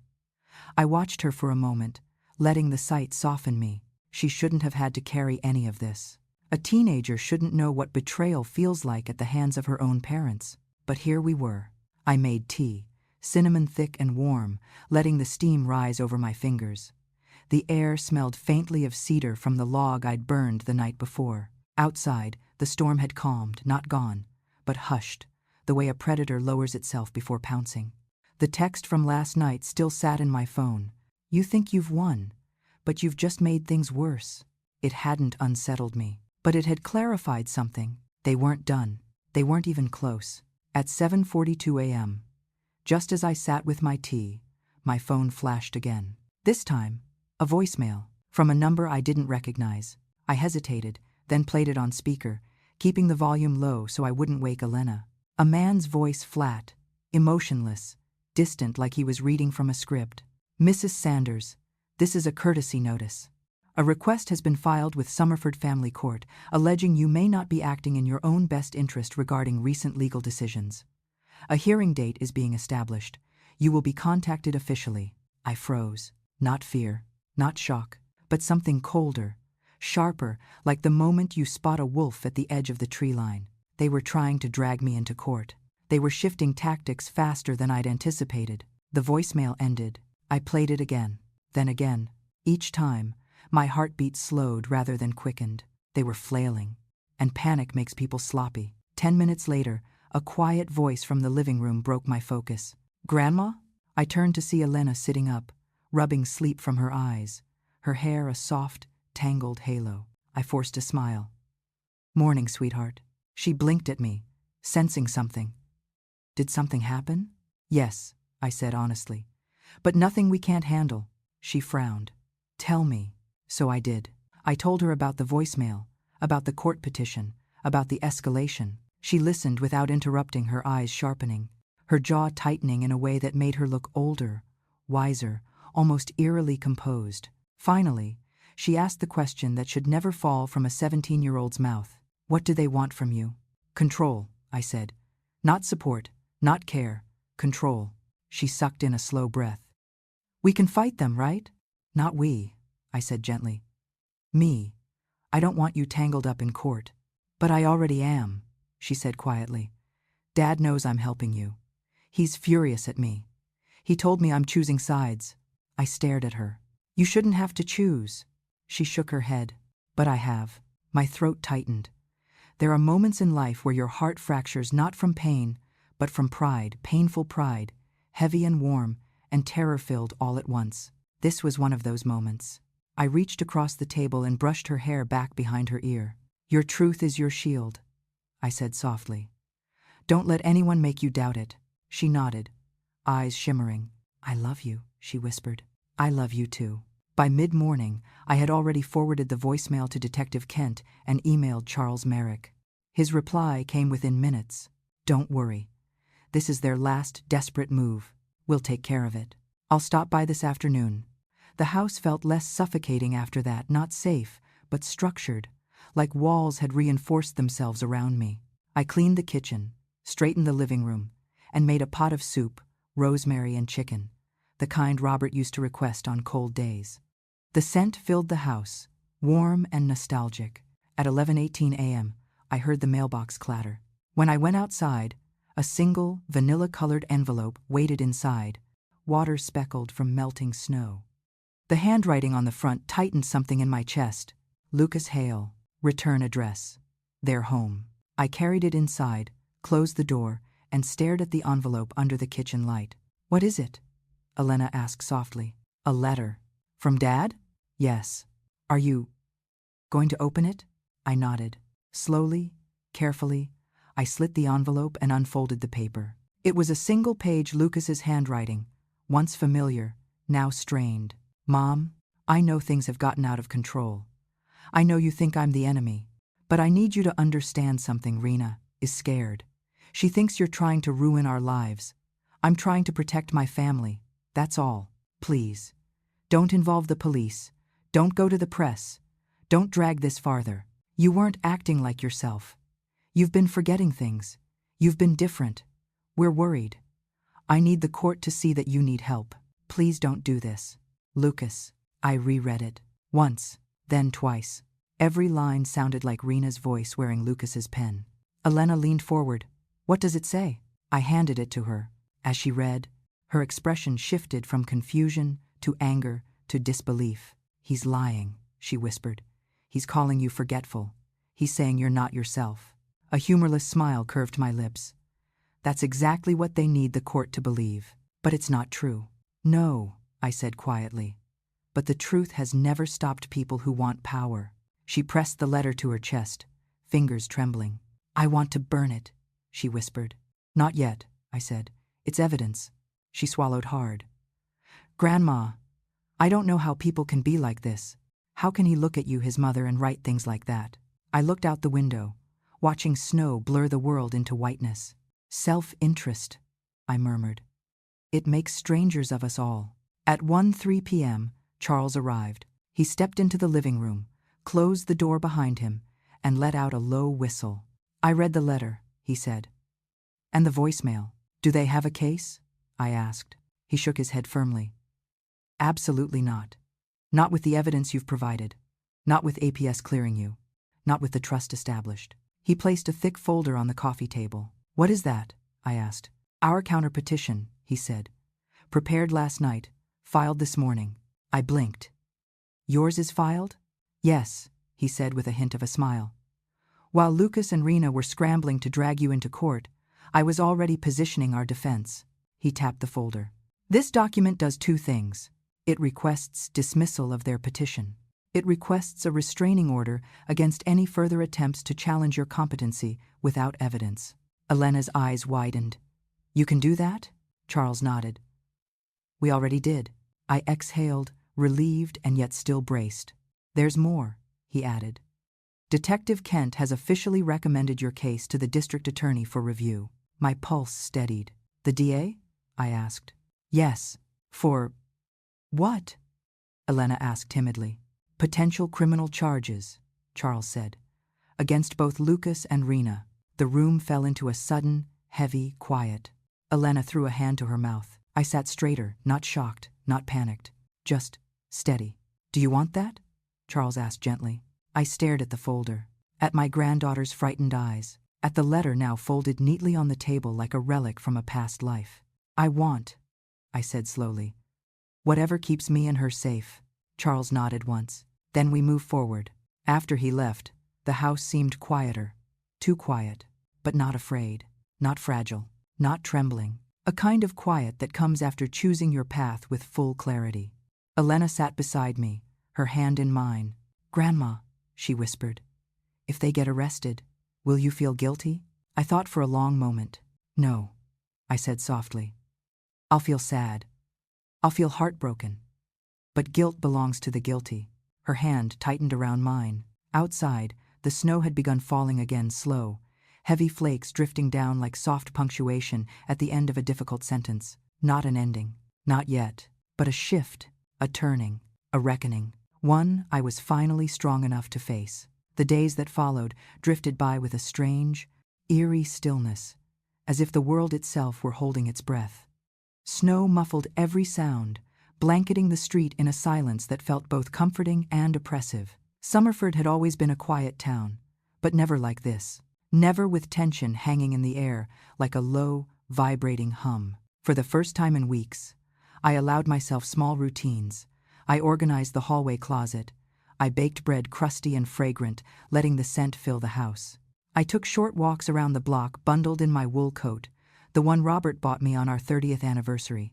Each step felt like a reclaiming of space, a reminder that this was my neighborhood, my street, my life. But beneath every gentle moment, a pulse of readiness thrummed just under my skin. Something was coming, something new, something inevitable. 3 days after Charles filed our counterpetition, I received a call from Detective Kent. Margot, she said, her voice steady but carrying weight. The DA has officially opened a preliminary case review. A shiver ran through me, not shock, not fear, but gravity. What does that mean? I asked. It means, she replied, that they're taking the allegations seriously. They've requested all evidence, including the audio, bank statements, and the forensic report from the bottle we recovered. I exhaled. And Lucas and Rena, they've been notified, she said, and their attorney has filed a request to delay any interviews. Of course he had. When will we know more? I asked. A week or two, she said. But Margot, you need to stay alert. Desperate people make unpredictable choices. I nodded, though she couldn't see. I know. And one more thing, she added. If anything at all seems off, you call me immediately. I will. We hung up. I stared at the phone in my hand long after the call ended. The DA. Real charges. Legal consequences. This wasn't theoretical anymore. This was happening. That afternoon, Elena arrived with a backpack slung over her shoulder and her cheeks flushed from the cold. She'd been coming every day after school, sometimes staying late, sometimes staying overnight, when things at her house grew tense. Have you eaten? I asked as she kicked off her boots. No, she said. Mom's barely cooking. Dad's barely talking. The whole house feels poisoned. The word landed between us like a stone dropped in still water, ripples of truth spreading outward. I'm sorry, I said quietly. It's not your fault, she replied immediately, but there was pain in her eyes, deep, tired pain that no 17-year-old should carry, the kind that comes from watching your world crack open in slow motion. She joined me at the kitchen table while I ladled soup into bowls. As we ate, she finally said what she'd been holding back. Dad told me. She hesitated. He told me you were brainwashing me. I set my spoon down gently. Did you believe him? She shook her head hard. No. I believed what I saw, what I heard, What I know. I reached across the table and squeezed her hand. You're stronger than they realize. Her eyes shimmered. You taught me that. Later that evening, after she'd gone upstairs to shower, my phone buzzed. A message. Not a number I recognized. But the tone was unmistakable. You won't win. Just that. No punctuation. No name. No explanation. I stared at it. Then screen captured it and forwarded it to Detective Kent, as I had before. Her reply came 5 minutes later. Keep documenting. These messages help us more than hurt you. Still, a knot tightened in my stomach. Not fear for me. Fear for Elena. Threats were shifting from subtle to direct. And when people feel the ground slipping under their feet, they grab whatever they can, even if it means dragging someone else down with them. I turned off the kitchen lights, leaving only the warm glow of the living room lamp. The house felt watchful, protective, like it understood the stakes now, too. As I passed the hallway mirror, my reflection caught my eye. I didn't look fragile. I didn't look confused. I didn't look like a woman who could be convinced she was losing her mind. I looked like someone who had finally reclaimed her dignity, inch by inch, boundary by boundary. Someone unshakable. I nodded once at my reflection, then went upstairs to check on Elena. She was sitting on the edge of the guest bed, towel wrapped around her hair, legs pulled up to her chest. When she saw me, she offered a tired smile. Do you want to sleep here tonight? I asked. She hesitated. Mom said if I don't come home, she'll consider it defiance. She said she doesn't know whose side I'm on anymore. I sat beside her. You shouldn't be made to choose. But I already did, she said softly. I chose truth. Her voice cracked a little. I wrapped an arm around her, pulling her close. Her damp hair smelled like lavender shampoo and something faintly sharp teenage worry. Raw and real. You're brave, I whispered. And brave people often stand alone for a while. She pressed her face into my shoulder. Dad used to be my hero, she said, voice trembling. Now, I don't know who he is anymore. My heart nodded. I know, I whispered. And I'm sorry. She pulled back, wiping her eyes. Grandma, what if something bad happens to him? What if he gets arrested? Will you hate him? I swallowed. No, I said. I'll never hate him. Then why? She began. Because love doesn't erase consequences, I said. And consequences don't erase love. She exhaled slowly, understanding, settling like a soft blanket around her shoulders. She leaned into me again. I don't want him to hate me, she whispered. He won't, I said. He'll just need to understand that love isn't obedience. She nodded, though I wasn't sure she believed it yet. But she would. In time, after she drifted off to sleep, I went downstairs, every light switched off except the lamp in the far corner. The windows reflected back only the faint glow of the living room, a quiet, golden halo against the dark. I sat in my armchair and listened to the winter settle around the house, the creak of branches, the whistle of wind along the gutters. Then headlights flashed across the front window. Slow, creeping, unmistakable. My breath stilled. I stood, went to the edge of the curtain, and pulled it back just an inch. A car idled at the curb. Its lights dimmed. Then someone stepped out. A figure, tall, broad-shouldered, moving with an urgency that made my pulse spike. Not Lucas, not Rena, someone else, someone unfamiliar. He walked up my driveway, stopped halfway, looked toward the house, then pulled something from his coat and dropped it near the porch before turning and walking back to the car. No knock, no message, no explanation. The car drove away. I waited until the taillights were gone, swallowed by the dark. Only then did I open the door. Cold air slapped my face. Snowflakes stung my cheeks. There, half buried in snow, lay a white envelope with my name written in block letters. I didn't touch it. Not yet. I went inside, locked the door, secured the chain, and stood with my back pressed against the wood, feeling the weight of what had just arrived. The house felt smaller suddenly, the shadows deeper, the danger closer. I stared at the envelope through the window. Something had shifted. The ground had tilted again, this time toward the edge of something darker, something decisive. And whatever was written inside that envelope, I knew it wouldn't be a plea. It would be a warning, or a threat, or both. I didn't open the envelope right away. Not because I was afraid of what it contained, no. Fear had burned itself out weeks ago, but because instinct told me to wait. Read it in daylight. Read it with a steady heartbeat. Read it when the house wasn't cloaked in winter darkness that could swallow even the bravest woman whole. So I let it sit on the console table near the door, a single white rectangle trembling slightly from the draft each time the furnace kicked on. Upstairs, the old floorboards creaked softly as Elena shifted in her sleep. The house had become her refuge from a world that had twisted beneath her feet. I wouldn't let it become anything less. I turned off the living room lamp, checked the locks one more time, and went upstairs. My bedroom was cool, the blankets crisp. I lay down, staring at the faint glow of the snow outside, listening not for danger, but for the quiet promise of dawn. I didn't know what the envelope contained, but whatever it was, I was ready. Sunrise in winter has a strange quality. It doesn't burst, it creeps. Pale light seeped into my room like a shy visitor, brushing along the floorboards until it found my face. I blinked awake, my mind already sharper than my body. Today would be pivotal. I felt it in my bones. Downstairs, I brewed coffee, the aroma filling the kitchen with a comforting bitterness. As I stirred in a touch of honey, I saw the envelope again waiting like a coiled animal. Before I could reach for it, soft footsteps padded down the stairs. Grandma? Elena, hair tousled, sweater slipping off one shoulder, eyes cloudy with sleep. "Good morning, sweetheart," I said gently. She rubbed her arms. "Did something happen last night?" I paused. There was no point hiding it. Yes, someone delivered a letter. Her eyes widened slightly. "From who?" "I don't know, but I'm going to find out." She swallowed. "Can I sit with you?" Of course. We sat at the kitchen table, the hearth of every decision I'd ever made in my life. I reached for the envelope, its paper cold beneath my fingers, and slid it open with the butter knife from the fruit bowl. Slowly, carefully, I unfolded the page. 3 words stared back at me. "Drop the case." Nothing else. No signature. No explanation. Just a single line at the bottom, typed in a different shade of ink. "Or someone will get hurt." A small silence, sharp and metallic, hung between us. Elena inhaled sharply. "Grandma."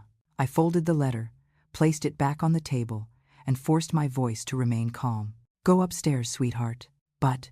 Now, she hesitated, her lower lip trembling, but finally obeyed. When she disappeared up the stairs, I pulled out my phone and dialed Detective Kent. She answered almost immediately. "Reynolds?" I received a threat. Her tone shifted instantly. "Describe it." I read the letter word for word. Kent exhaled. Not surprised, not panicked, but calculating. "Do not destroy it," she said. "You think it's Lucas?" I asked quietly. "I don't assume," she said.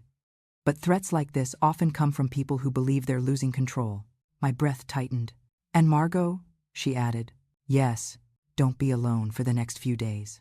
"I'm not," I said. "I have my granddaughter. That's exactly why I'm telling you to be cautious." The line clicked off. I stared at the letter, my pulse thudding not from fear, but clarity. This was their final tactic, their final escalation, their last frantic attempt to shove me back into silence. But silence was a language I no longer spoke. The officer arrived within 20 minutes. Officer Delaney, tall, sandy-haired, with a quiet professionalism that soothed the edges of my nerves. He bagged the letter carefully, sealed it, labeled it. "Have you seen any suspicious cars recently?" he asked. I nodded. "Last night, around 9. He took notes. "Anyone step out?" "Yes, a man. Didn't knock, just dropped the envelope." He looked up sharply. "Did you see his face?" "No. But he wasn't hiding. He moved too confidently for that." Delaney nodded grimly. "We're flagging the address for drive-by patrol starting tonight." "Thank you," I said softly. He gave me a small, sympathetic smile. People don't realize how common this kind of thing is. Adult children manipulating elderly parents. But threats, that's escalation. We'll take it seriously. After he left, the house felt colder. Not unsafe, just watchful. Elena came downstairs again, pale and anxious. "Grandma, what did the police say?" I sat beside her. "They're handling it," I said. "But I need you to understand something." She swallowed. "What?" "None of this is your fault, and none of this is on your shoulders. Your job is to stay safe, and let me protect myself." She nodded, but her eyes burned with something deeper, anger, betrayal, heartbreak. They're not the people I thought they were, she whispered. My own parents. I stroked her hair. Losing illusions is painful, darling, but it's also how we see the world clearly. Tears pooled in her eyes. I hate feeling scared. Then don't, I said softly. Feel prepared instead. Around noon, Charles called. Detective Kent updated me, he said. Listen carefully. The DA is strongly considering issuing protective orders. If they do, Lucas and Rena won't be able to come near you or contact you. I exhaled slowly. What about Elena? I asked. They can't restrict parental contact unless abuse is proven, he said. But they can restrict contact with you. And if Lucas violates it, then he faces charges. Silence stretched between us. Charles, I said finally. I don't know how to feel. Part of me is relieved. Part of me is grieving. That's normal, he said gently. You're not losing a child. You're losing the illusion of one. The truth landed heavy. I thanked him and hung up. Afternoon light spilled through the living room windows, warm despite the snow outside. I sat on the couch with a blanket over my knees, knitting a habit I'd abandoned years ago. The repetition steadied me. Loop, pull, loop, breathe. It was almost peaceful, until headlights flashed across the window again. My hands froze. Grandma? Elena whispered from the stairs. Stay upstairs, I said firmly. I stood, every muscle taut, and moved toward the front door. But this time, the car didn't stop. It slowed, lingered for 3 seconds, then drove on. I let out a slow breath. This wasn't random. This was surveillance, pressure, intimidation. But it also meant they were scared of what I might do next. Good. They should be. As dusk settled, the house grew still. Snow began falling again, thick and heavy. The neighborhood looked like a postcard, quiet, serene, peaceful, but inside me, a storm was gathering strength. Tonight, the roles had shifted. I wasn't the hunted. I was the witness, the truth bearer, the storm they hadn't seen coming. And soon, very soon, everything they'd built on lies would collapse. Not because I wanted revenge, but because I wanted peace. Peace they tried to steal from me. Peace they tried to weaponize. Peace I would reclaim, not just for me, but for the girl sleeping upstairs who deserved better than the legacy her parents were leaving behind. I closed the blinds, locked the doors, and stood in the center of the living room, breathing deeply. The next chapter was coming. The reckoning, the truth exposed in daylight. And when it arrived, I wouldn't flinch. I wouldn't hide. I wouldn't crumble. Because I had already survived everything they thought would break me. The next morning arrived with an unusual sharpness, sunlight scattering across the snow in hard, brilliant shards that made the world outside look almost unreal. Dawn felt too bright, too clean for everything that had led up to this moment, and yet something inside me stirred with a sense of inevitability. Today would not be just another day. Today, something was going to break open. I felt it in my chest before my mind caught up. Downstairs, I brewed a pot of Earl Grey. I stood by the stove while the kettle hissed, watching steam curl upward like a spirit waking from sleep. Footsteps padded behind me. Grandma? Elena's voice was soft, hesitant. Good morning, darling. She came to my side, wrapping her arms around my waist. Her cheek pressed against my shoulder, warm and trembling. I dreamt something bad happened, she whispered. I stroked her hair. Nothing has happened, and whatever comes next will face it. She nodded but clung a moment longer before letting go. We ate breakfast quietly, the kind of quiet that wasn't absence but anticipation. A charged stillness. Even the house seemed to wait with us, walls holding their breath, floorboards silent beneath our steps. When the knock came at 8:23 a.m., it wasn't a surprise, but the force of it, a quick, firm, official knock, sent a ripple down my spine. 3 beats, pause, 2 more. Not random, not hostile, procedural. I rose from the table, heart steady, and opened the door. 2 people stood on my porch, Detective Kent, and a woman I had never seen before, mid-40s, dark hair pulled into a neat bun, wearing a navy suit beneath her winter coat. Mrs. Reynolds? She asked gently. Yes. I'm Assistant District Attorney Claire Whitaker. May we come in? I stepped aside. Of course. They entered with a quiet confidence that filled the room but didn't overwhelm it. I motioned for them to sit, and we gathered in the living room, Kent on the armchair, Whitaker on the sofa, myself across from them. From upstairs, I heard the faint creak of a floorboard. Elena was listening. Good. She deserved truth, too. Whitaker rested a folder on her lap, clasped her hands over it, and met my gaze. "Mrs. Reynolds," she began, "we've reviewed the material you submitted, the audio, the financial documents, the letter you received last night, and prior reports." I nodded, bracing myself. "We've also conducted preliminary interviews." Her words dropped into the room like pebbles into deep water. No echo, no drama, just certainty. Kent leaned forward slightly. "We want to assure you that you are not under investigation. You are the complainant." A slow breath left my lungs. "Then why are you here?" I asked quietly. Whitaker opened the folder, revealing a single document with 2 names printed across the top. Lucas Hale, Rena Hale. "We will be filing charges," she said. The room stilled. "For what, exactly?" My voice didn't shake. It surprised me. Whitaker ticked each item off with careful precision. Financial exploitation of an elder. Attempted coercion regarding legal documents. False reporting of mental incompetence. And pending forensic confirmation, aggravated attempt to cause bodily harm. Silence fell like snow. Soft, cold, absolute. My throat felt thick, but I swallowed it down. I never wanted to destroy them. Whitaker's gaze softened. "Holding people accountable isn't destruction. It's justice," Kent added, "and it's protection for you and for others." The words sat heavily in my heart. Part of me, a mother, a widow, a woman who once believed that love could undo any wrong, wanted to cry. But another part, the part that had awakened slowly over these past months, stood firm. "What happens next?" I asked. Whitaker closed the folder. "Arrests. Court dates. You won't need to do anything until we contact you." I nodded once. Not relief. Not triumph. Steady resolve. They rose to leave. But before they reached the door, I asked, "How did they respond when you notified them of the investigation?" Whitaker turned, paused, then answered honestly. "They blamed each other." A sadness bloomed in my chest, not surprise, not vindication, just grief. Grief for what could have been, what never was, what never would be. When the door closed behind them, I stood perfectly still, hands clasped in front of me. The house felt different now, not heavy, not haunted, open. Like something poisonous had finally been exhaled. Elena appeared on the stairs, eyes red, cheeks flushed. "Grandma," she whispered, "are they going to jail?" "I don't know," I said gently, "but there will be consequences." She came down the steps slowly, sat beside me on the couch, and leaned her head on my shoulder. "I don't want him to hate us," she said in a small voice. "He doesn't hate you," I said. "He's drowning. People who drown grab whatever they can reach, even if it pulls others down." She sniffed.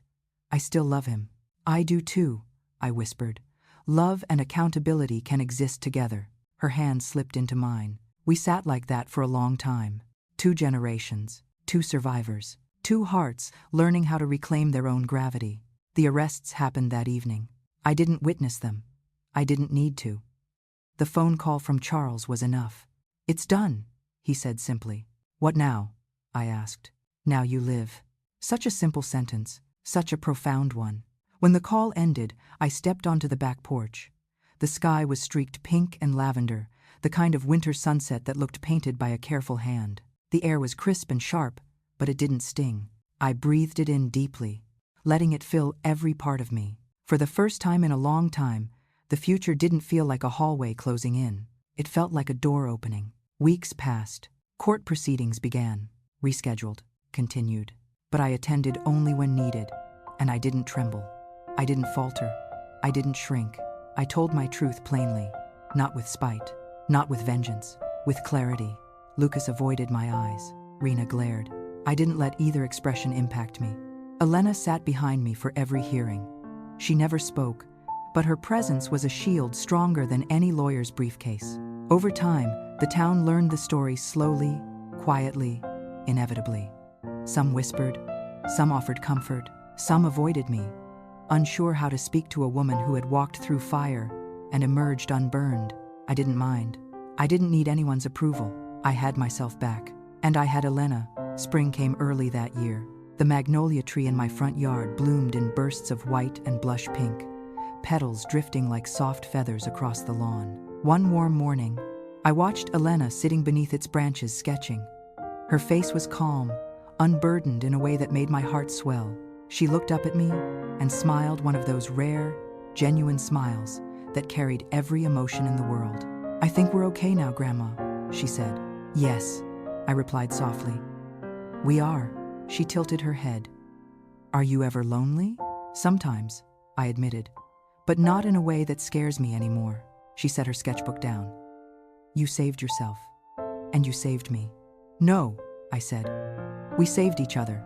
She stood, crossed the yard, and wrapped her arms around me in a hug that felt both fragile and unbreakable.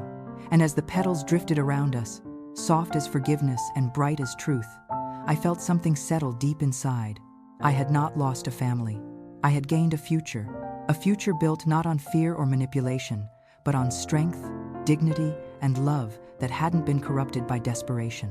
A future where my voice would never again be silenced. I looked at the sky, at the world, at the girl beside me, and I knew I had survived everything they thought would destroy me, and I had emerged whole.